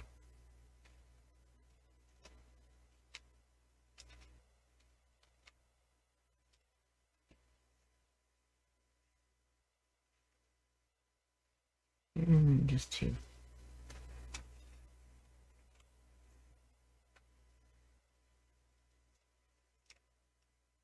can see it didn't come out bright enough, so I have to go pick up some fresh white. Right on the tip. Okay. A little bit curly one there. Wipe off the excess. It's a lot of practice, guys, so you might want to practice on the paper and make sure that you're feeling comfortable before you add them to your main design. Okay, so maybe we're going to put one over in this direction. Okay, so this is really pushing it, right? To paint these sideways. Okay, so you're just doing little sideways C curves. Okay, and doing 3.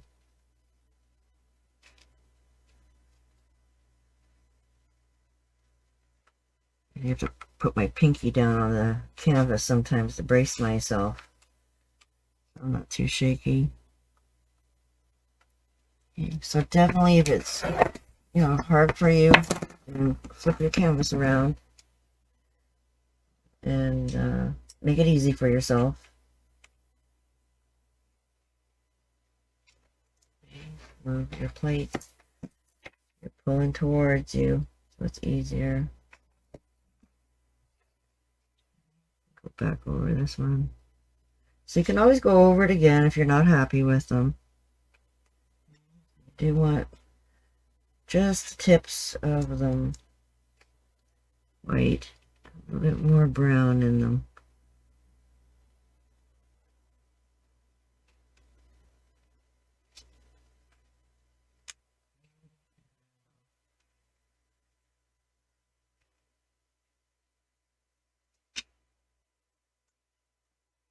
And finish it with 3. So it all depends on what you're going to put on top of them. 2. So just know if you want to go over and fix anything that you got to start right up at the top again. You can let it dry, go over it again, but you just got to start at the top and layer on top of each other again to fix them. Okay, so if you're not happy with them, you can go over them. Make sure you got lots of fresh white on the edges.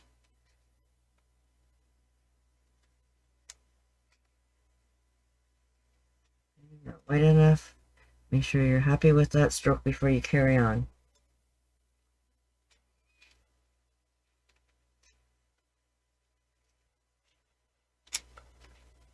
You see, if I'm not happy with it, I just redo it. Okay, so don't be afraid. And then for this one over here, I want to keep our canvases flipped.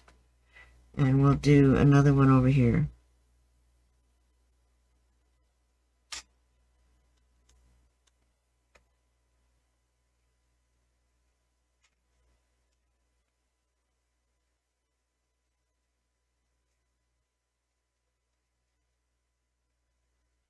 Sometimes I can get 3 strokes in there if I have my paint loaded really good, but usually I have to come back and fix something. My first one was very gloopy. Okay, so make sure you wipe out any big globs if they happen. I know they will.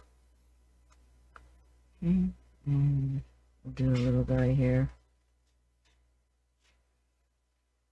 Okay, and you can always do your center ones first, and then to make it a little bit more fancy, you can do them in a different direction. So you're starting on the left and working over to your right, and it'll help flip them out. So they look a little bit more fanned out. And then try to make the longer ones, the bottom row, you can try and make them a little bit longer. Your last finishing ones. Just little extra details that help make them look a little bit more real. Okay, and then like I said, you're going to be covering a lot of this with pine needles. But if you wanted to keep going and really have a lot showing, then definitely do that. Keep going, like in the example in the practice sheet.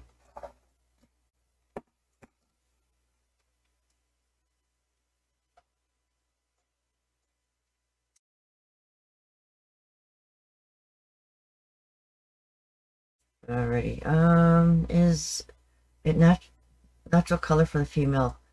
Sorry, Bill, I missed your question. Usually in the bird world, the males are always the beautiful one. You know, they have all the vibrant colors, and the females always are very muted, more brown, natural tones with just little hints of the cardinal traits. Like they'll have the same beak, they'll have the same kind of a little bit of a masking look. You'll see in this one here, I did a little bit of shading after around her beak, okay, to introduce a little bit of black, right, around her face to give it a little bit more shading. And then also they have that little bit of depth around their beak, right, of the cardinal traits that are just a little bit more muted and not as noticeable as the males. So it's very similar if you really look at some of the natural cardinals that are out there. Okay, so how we doing? We got our pine cones in there. Okay, so now we can go back into our 10 or 12, and we're going to start double loading our brush again to start getting those daisy strokes in there. And if you see, I really sandwich my brush into that towel to really clean it, like dry out the excess water. Okay, so then that way I can squish it and get my chisel nice and smooth again. And then what we're going to do this time is we're going to pick up a little bit of that burnt umber in our red. Okay, so we just want a little tiny bit. You can actually just side load and pick up a little tiny bit. Pick up mostly all red. Okay, and then just side load to pick up a little bit of that burnt umber. Okay, so we're going to add some of the shading strokes, okay, in his tail. And I even picked up a tiny little bit of yellow ochre in there as well. So you can come over here and just tip a little bit of that yellow ochre in the mix as well on the light side. So you got the burnt umber on one side. Okay, you got your red first, go over to your brown, and then just go over and side load just a tiny little bit of that yellow ochre. Okay. So you're going to pull down, start at the bottom of his tail. Okay, make sure if you don't feel like you have enough brown, you can always add a little bit more brown. And then you're going to flick long, straight strokes right up. Okay. And fix our red, pick up a little bit of brown, pick up a little bit of fresh every time. Okay, so some of them can be a little bit lower. Some of them can be a little bit longer, so you're going to stagger them. So if you feel like you're starting to run out of red, you have to kind of go back into your red, refresh your red. Okay, not too gloopy. Come over side load, come over side load, and then do a few more strokes. Okay. So you can only do a few, and then you start running out of paint. You got to reload. Okay. And then you have to go. So the back row is going to be all the dark.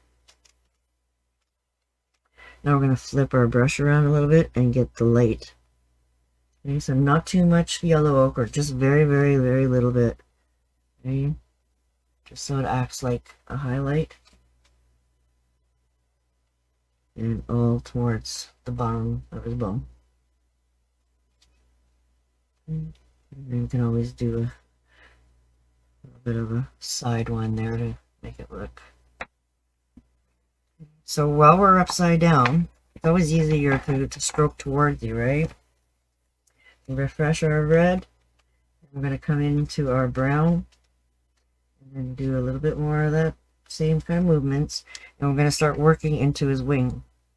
So we want to come down almost towards where his tail is, okay, and then we're going to start flicking in on the whole back area. Okay, so you're going to start very much like your bricklayering that you were doing with the acorns. So do your bottom ones first.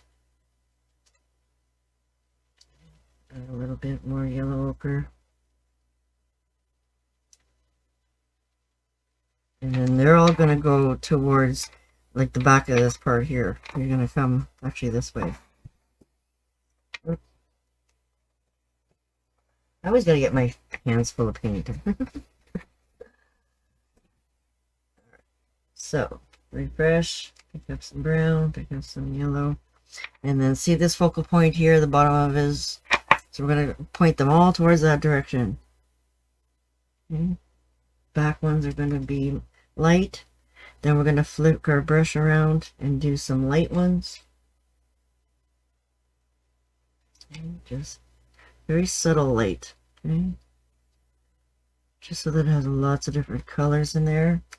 Refresh your red. We'll pick up some brown, pick up some pink. Now we're going to reverse again. So we're going to do dark and then a row of light. And then we're going to reverse and do another row. So every row is going to be reversed. Okay. So you definitely want to see some dark. And then flip it over again. And do a row of there. Just until you get to the bottom of his head. Okay, and then flip them back around so you can get a look at them and see how you're liking them. Okay, so maybe he needs, you know, one more stroke somewhere and you just don't see it until, you know, you flip them back and look at them. Well, maybe he needs a little bit more one over here. And all towards that little black area. Okay, so now we just want a little bit of that strong red again so that we can go over his breast area, okay, and brighten up this red. Just kind of float that in really roughly. Okay.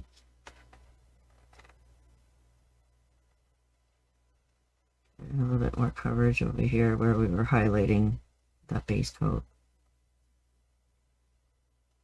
Okay, so this is pretty smooth, even kind of color. And get a nice and bright red. All right, so now we can go over and go pick up that little bit of burnt umber again. And this is where I like to kind of flick a few of those little, not really daisy strokes, these are more just flicks. Okay, just to add that little bit of cone that he has. And you can go over and pick up a little bit of yellow. And now do a couple flicks with a little bit of lighter, just brick layering kind of forward. So you don't want it too red or too brown. Just flick that in there.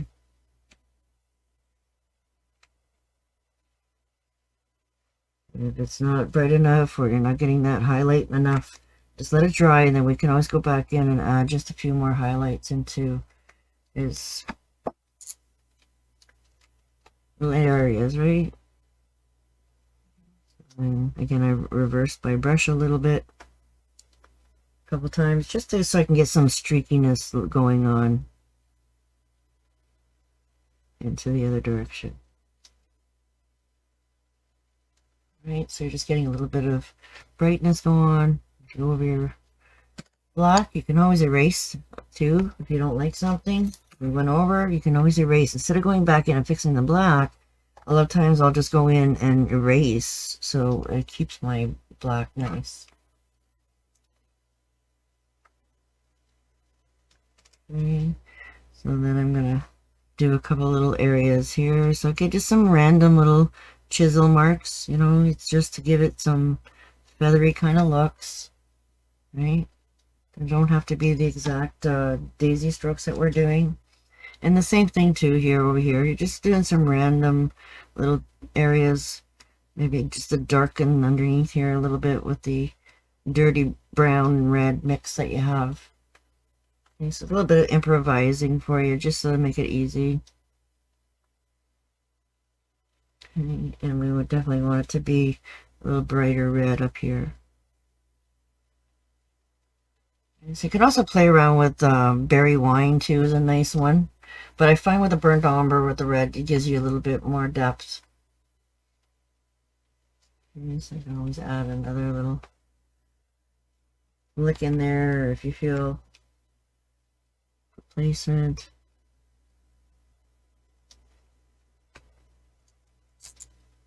Okay. So now we're just lightly rinse your brush. You don't have to take all the color out. So we're going to go down into our Mrs. Cardinal now.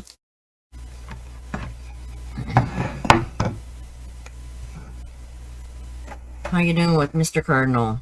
Any questions there?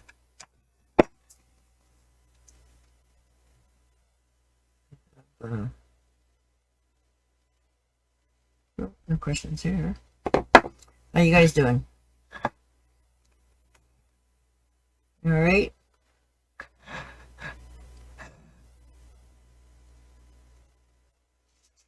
Okay, so we definitely probably will have to lighten up a little bit of this, unless you want to keep her peeked behind the. Okay, so definitely when we start doing these daisy strokes a little bit heavy, hopefully we'll get some better coverage and then be able to pop her back over on top of this tree again. Okay, so here we're going to pick up that yellow ochre again. And this time we're going to come over and side load a little bit into our white. Okay, so we'll have a little bit of whiteness going on there.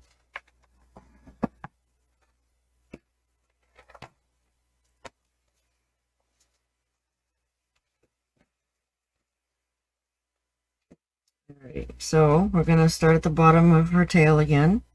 Or the bottom of her belly. Okay, and you can start doing these little daisy strokes.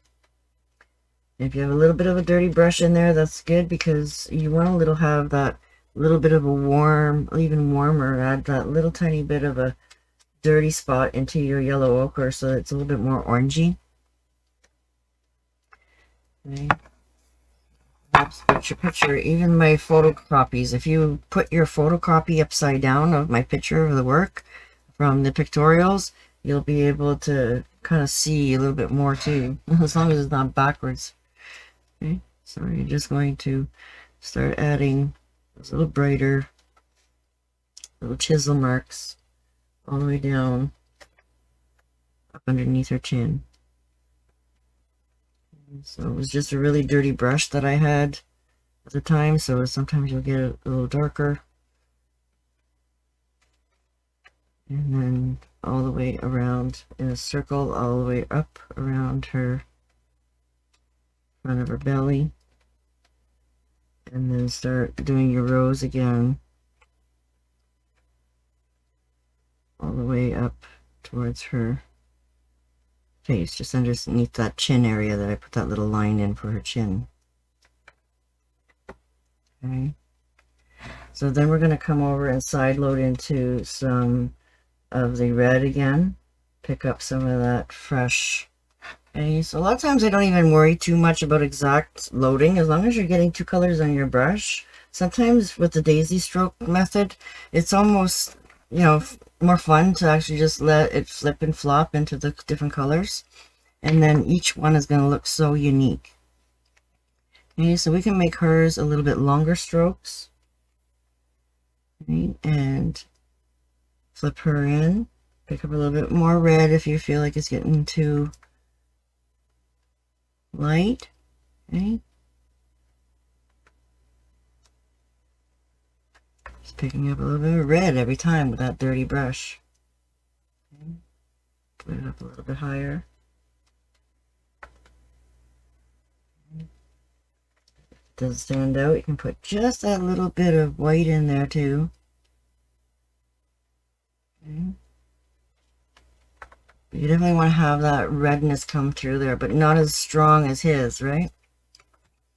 So then coming up behind her wing area, I did really short little penalties. Okay, so there's a little bit more red and the stronger yellow, but this time we're going to lead with the yellow, the red on top. Okay, so we're going to do little punches to make her leaves, or her wings.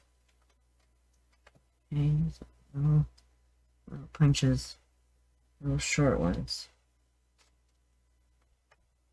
Those pressure, pull, pressure, pull, pressure, pull.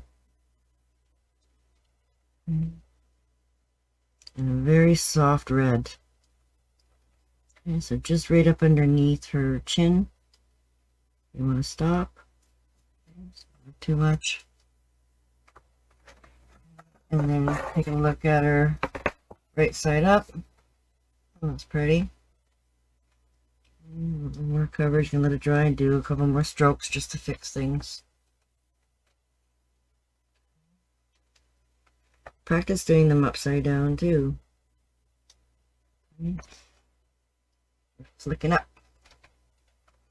instead. And then again, we're going to pick up that mixture to add just a little bit of her little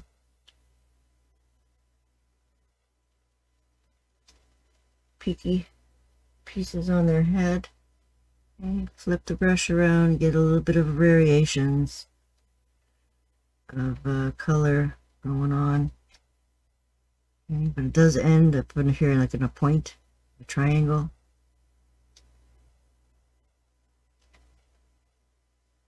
Pick up just a titch of white, make it stand out a little bit.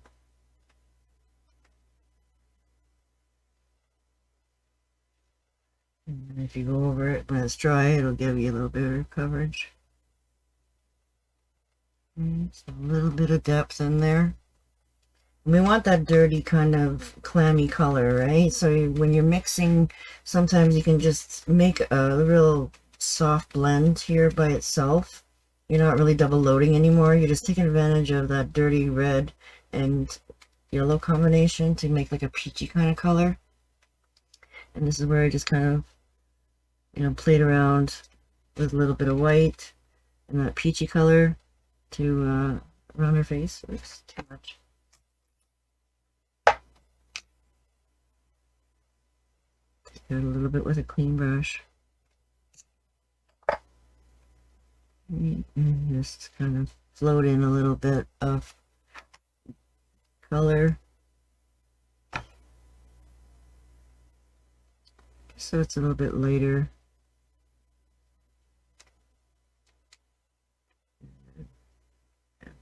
A few stronger red pieces into it.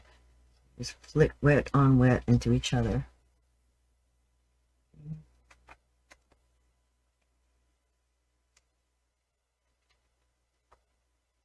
A little bit more of a hump here I lost. She's got a bit of a face looking. This is how I got it a little bit dirty looking. Add a little bit of fresh white every once in a while. And then just kind of coloring in her face. Just streaky little pouncies. And I just do little touches around the eyes. Give it that look of feathery. So definitely a little bit more advanced in my my techniques over the years too, playing around with stuff. Sometimes I just found things accidentally, by playing, flipping your brush around, trying to get that different little colors going on. But in my example, you can see that I went up around her head with little ticks as well. Dirty brush with a little bit of white. Coming up and change your direction as you're getting closer. It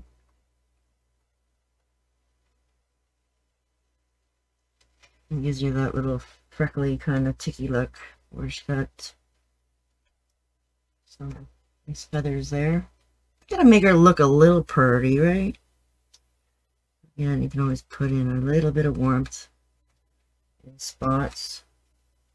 Not too red, just an orangey, soft little bit of that similar tones.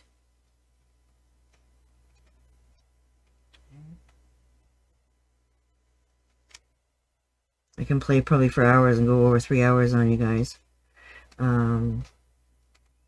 But I do definitely want to make sure that you feel comfortable with the bird areas. The pine needles are definitely repetitive, right? So you can add them wherever you want.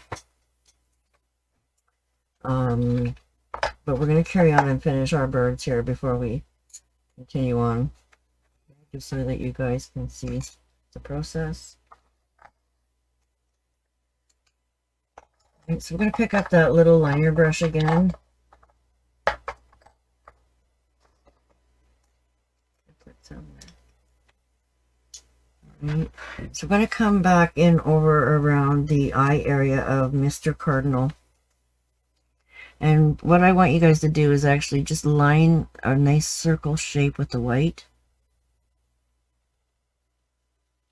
A little bit egg shape.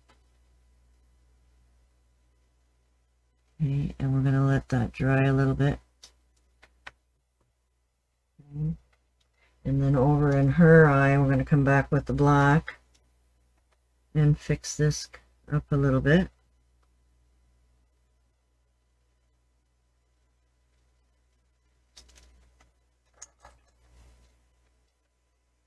Alright. And then I'd like to come in and you can play around with even your small little liner brushes, guys, if you want. Just coloring in this beak area, making sure that it's really nice and bright with the yellow ochre. Or you can use your little flat brushes and shade it in after too. But you can do like a little bit of wet on wet and just introduce a little bit of that red into the wet yellow. And you'll start creating your orange right here. Right? And get a nice coverage of beak.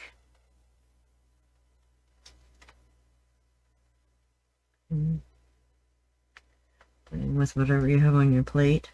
Get that orangey little color going on. And then same with his beak, you know, give it a little bit more coverage. You want it a little bit brighter on the top. Getting too muddy. Excuse me. Clean up here. A little bit of brightness there to it. And then your little orangey areas underneath.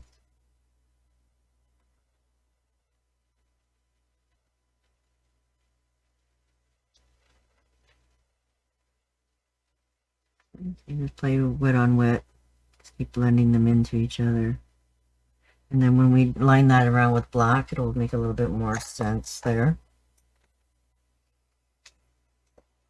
And then also the little feet.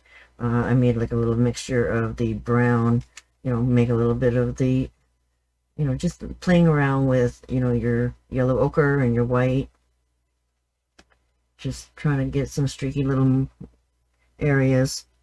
And then you can see, you know, where do I want to put her. First one is on maybe around here. Got it 1 foot up there.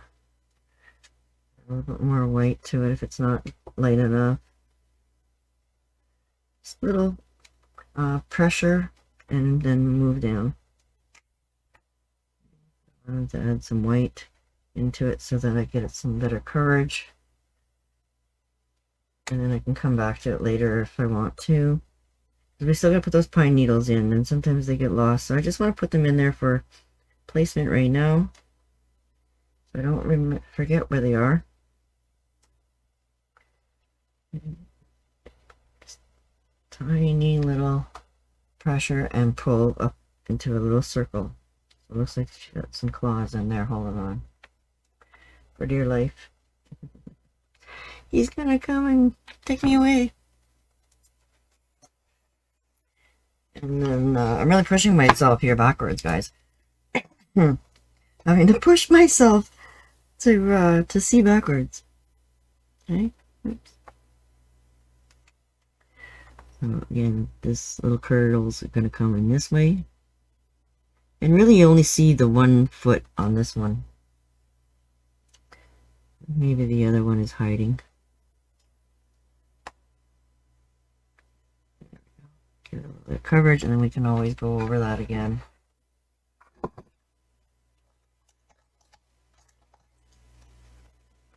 Right, so now I'm going to add a little bit of the circle around the eye. Okay, so I want to keep the white around his eye as highlight. It's a lot easier to put your black in on a white than it is to try and make that little spot bigger. You know, like to go around it in liner. Right, so we just use our little detailer brush. Pop in that little circle, and then when that dries, we'll add another little layer of highlight in his eye. Okay, and then the same thing with her.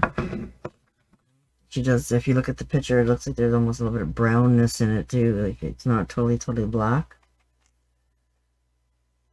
So we can lighten things up a little bit and use a brown instead of the black. So sometimes some of these things happen by accident. It's just by me putting it on, too much color, taking it off, and then I was like, oh, I like that. So it's just all about playing.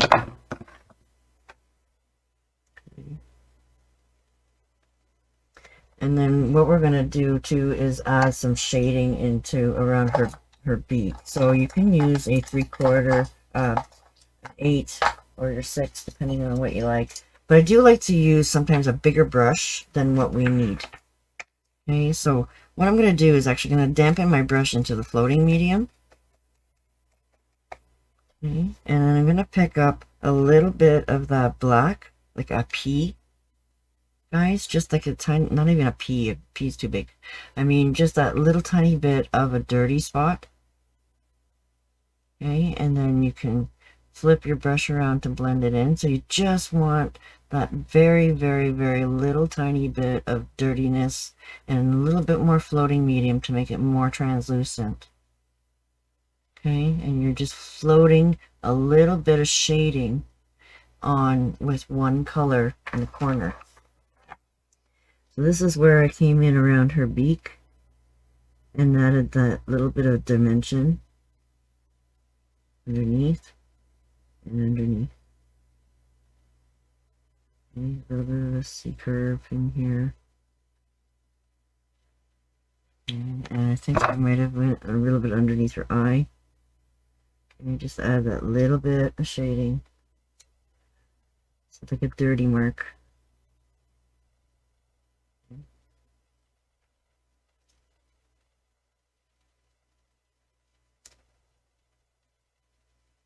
And you can always go over it again later if you feel like you need it darker. Okay, but it's very subtle, guys, okay? So then again, I used a little bit of my corner just to put in that little line. Okay, so that goes right into that corner. Very subtle little color, just to break up her beak a little bit. And then we can do the same thing around the back of his beak too. If you want to add a little bit of shading in the background, always just add just that little bit of shadow there.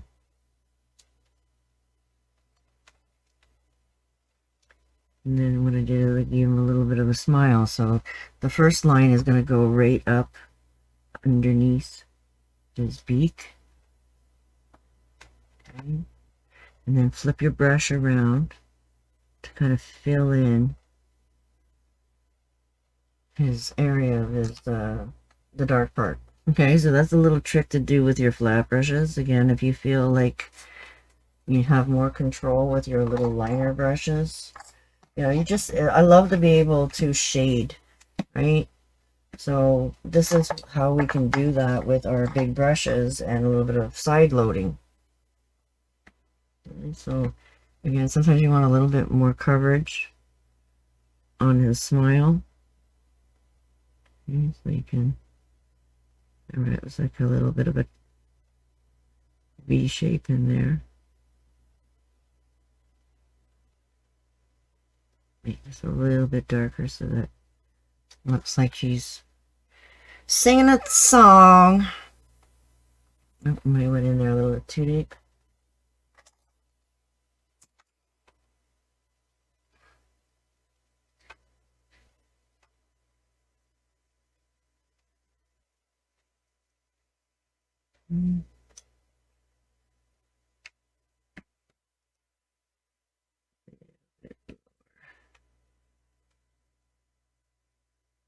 Not too long, just you got a real strong, thick beak. Singing a song.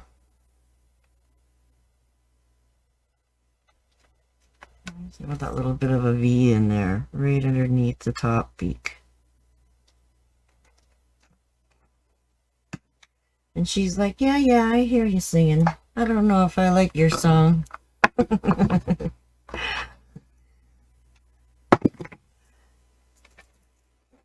Alright, so now that we have a little bit more of a look of our birds looking like they're happy, and you can put just a couple little shine lines, just the smallest little tick of color into your dots. Okay, so I usually put one on the top and one smaller one at the bottom. Just tiny little ones. And a little bit bigger in the front, and then underneath at the bottom. Tiny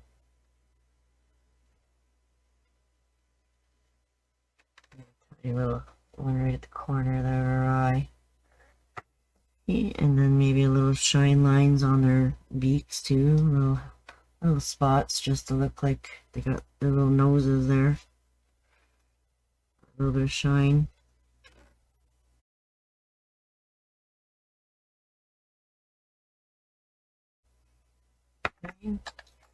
Alright, so the pine needles, once we get floating on those, they're usually pretty quick to do. Alright, so we're going to take out your 12 or even your 16, whatever you feel comfortable with, to get those nice long skinny chisel marks. So I want to go into my sap. Hopefully it's still kind of wet for you. And we're going to do a bit of a gradient here with our white and sap green. And then I'm going to throw in a little bit of that yellow ochre again. If you want to use something totally different, like a lime green, it'll make it stand out a little bit nicer too, actually. We can pop out a little bit of that lime green. Too much yellow ochre going on. Okay, so we can always do a little bit different variations.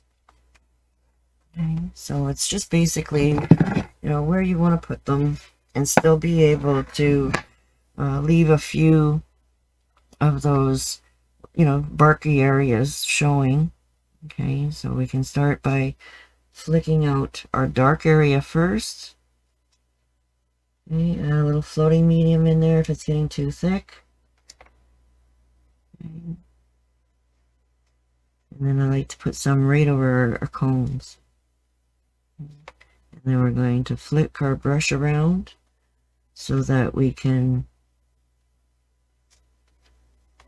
get some lighter areas.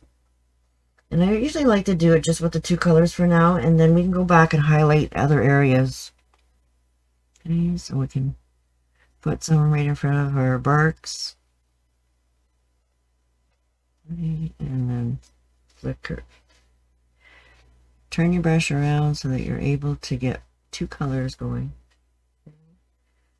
Dark first, and you can even add a little bit more dark after. Just keep playing with the two colors. Okay, and make sure you can cover those little areas that you might have left out. And, just have fun with it, guys. Just keep playing with it. A little bit of white in there just to brighten up that lime green. So I want to have out. Not too much paint. Always put some fine ones on top. Down here.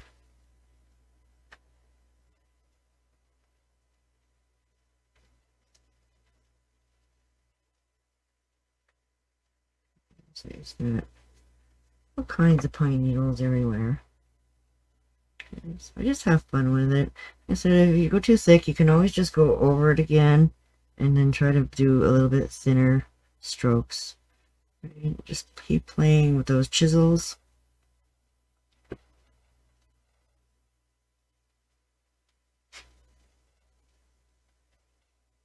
I'm gonna put some up there. Get blobby. So you can't get the length and if you're too globby. Okay, so down there. Little flicks.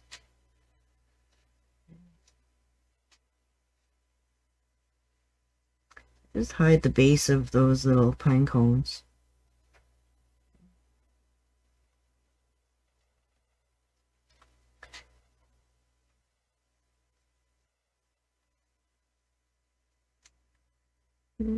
So down here.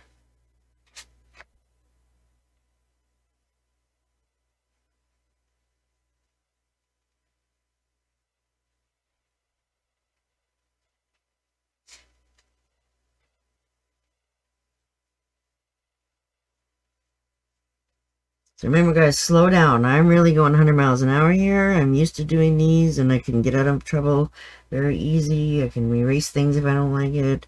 But definitely if you're not used to it, slow down a little bit and just take your time and finish all these little areas, you know, later. Let things dry if you're not sure. Don't try to keep up with me if you're not getting good results. Okay. And so we want to put a few wispies right underneath her as well. Paint's getting dirty.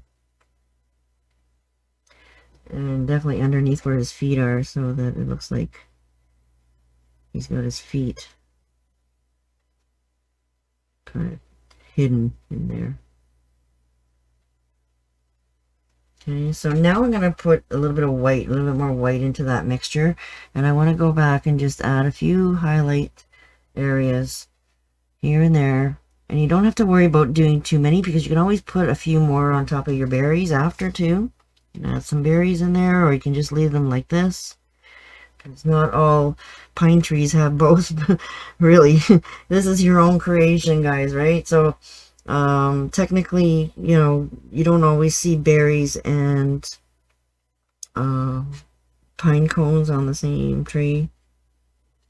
It's either pine needles and berries, or it's pine cones and pine needles.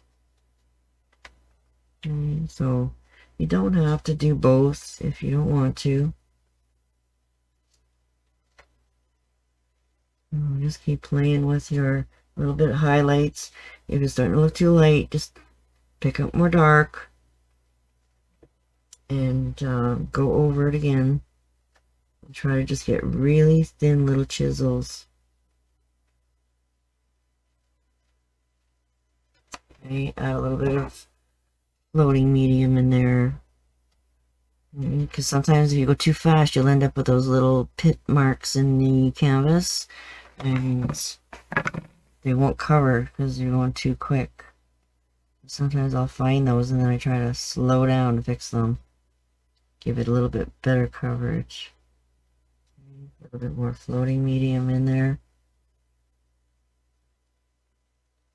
And really a few really, really thin ones in there.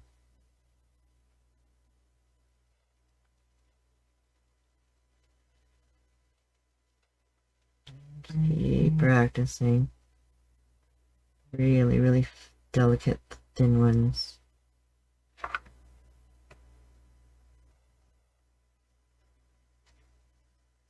Alright. Okay, so mostly it was just to teach you guys how to do the cardinals, give you some different background ideas that you can play with, and you can definitely keep playing with our. So I don't think I'm missing any elements here, except for those berries, if you really want to put them on or not. It's totally up to you. Okay, so you just use the back of your brush, and then just put, you know, a couple in there. Just a few, not too many.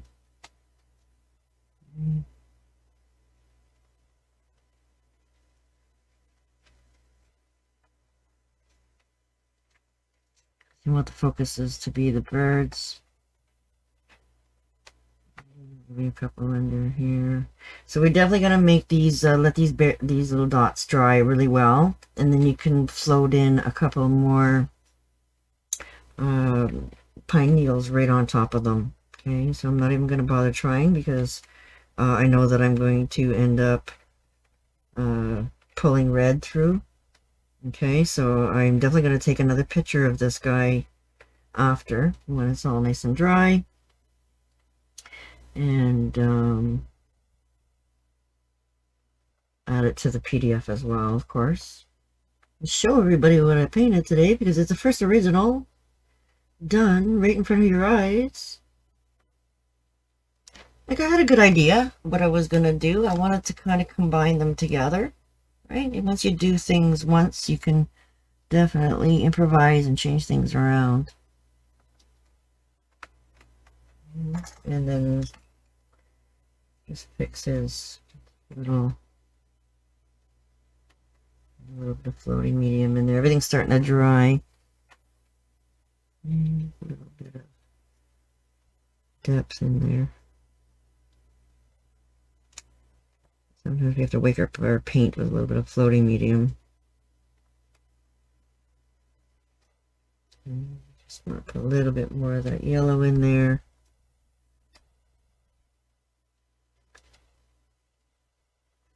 I'm getting little streakies of brown and yellow. Yeah, I just kind of put his. And you can always put in a couple more little pine needles just grazing over his feet, kind of.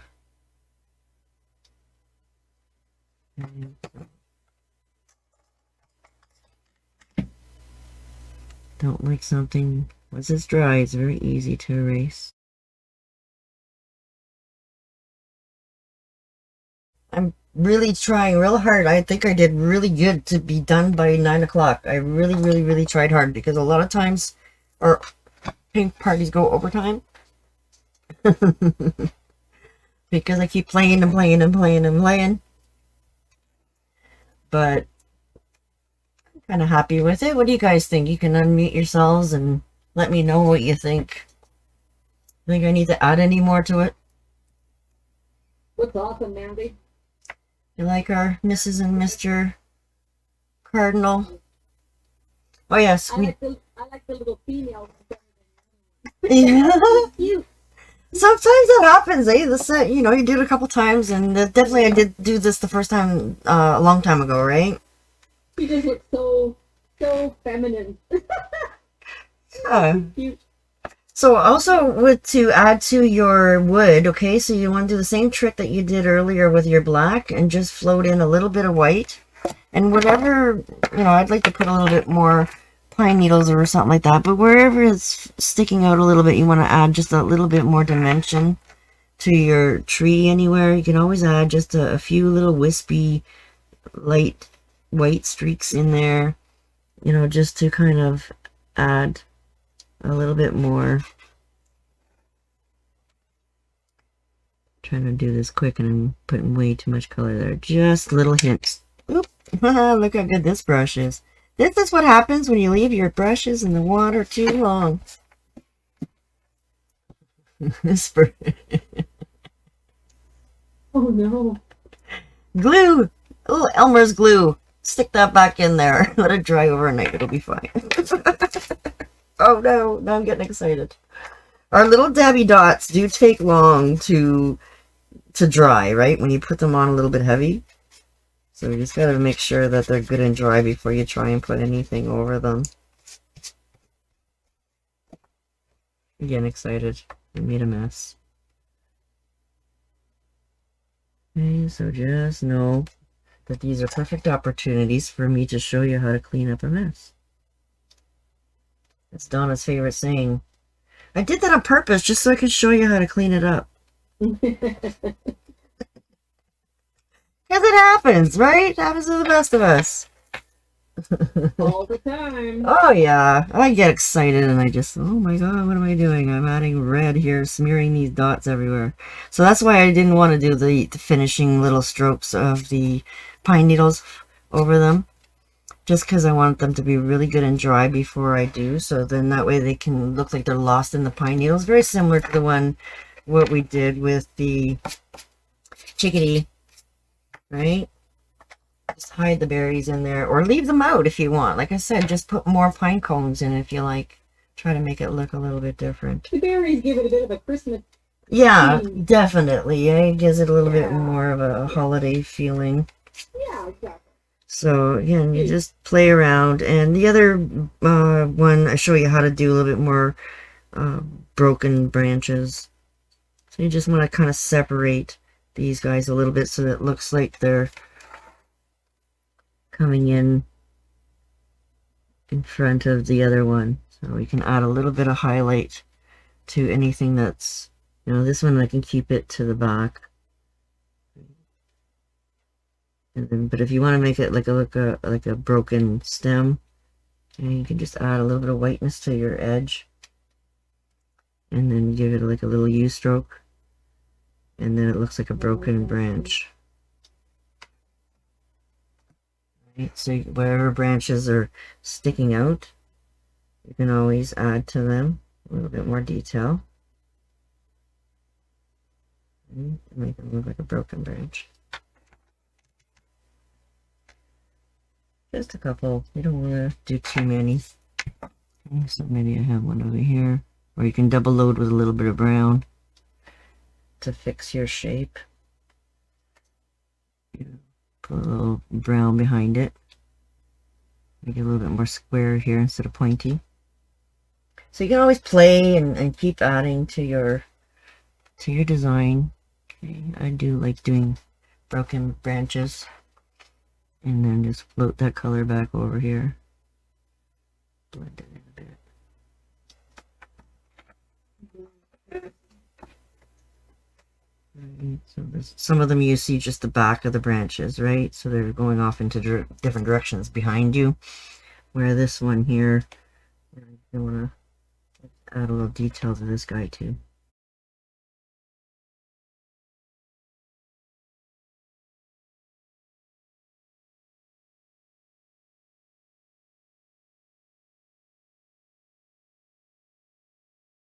And then just the smallest little ticks of white into your berries too. Look like just the little spots all in the same spot. And if you're going to pick to the left top side, put all of them on the left top side. Okay, wherever you think your highlight should be. You can make little C curves too, but just sometimes just little random dots. Look like the little tops of the berries.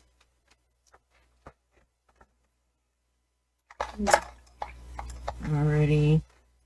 And then of course, water down your, whatever color you want to use as your signature. Making it really, really inky will help to keep your brush to slide a little bit more. And you can put your initials or your full name. I just put Mandy's Creative Touch, and this version is in 2020. And then I usually sign the back of them official. This one I combine them like they're meeting each other for the first time and saying, can I make eggs with you?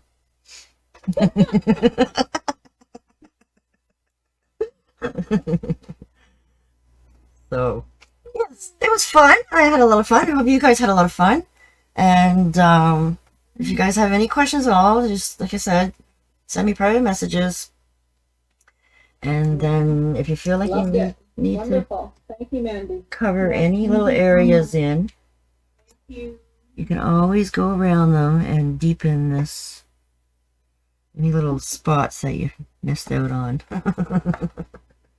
I can play and tweak for hours. Alrighty, ladies, you have a wonderful evening, and we'll see you guys again around in the next Zoom paint party. Have a good night. Thank You too. Thanks so much.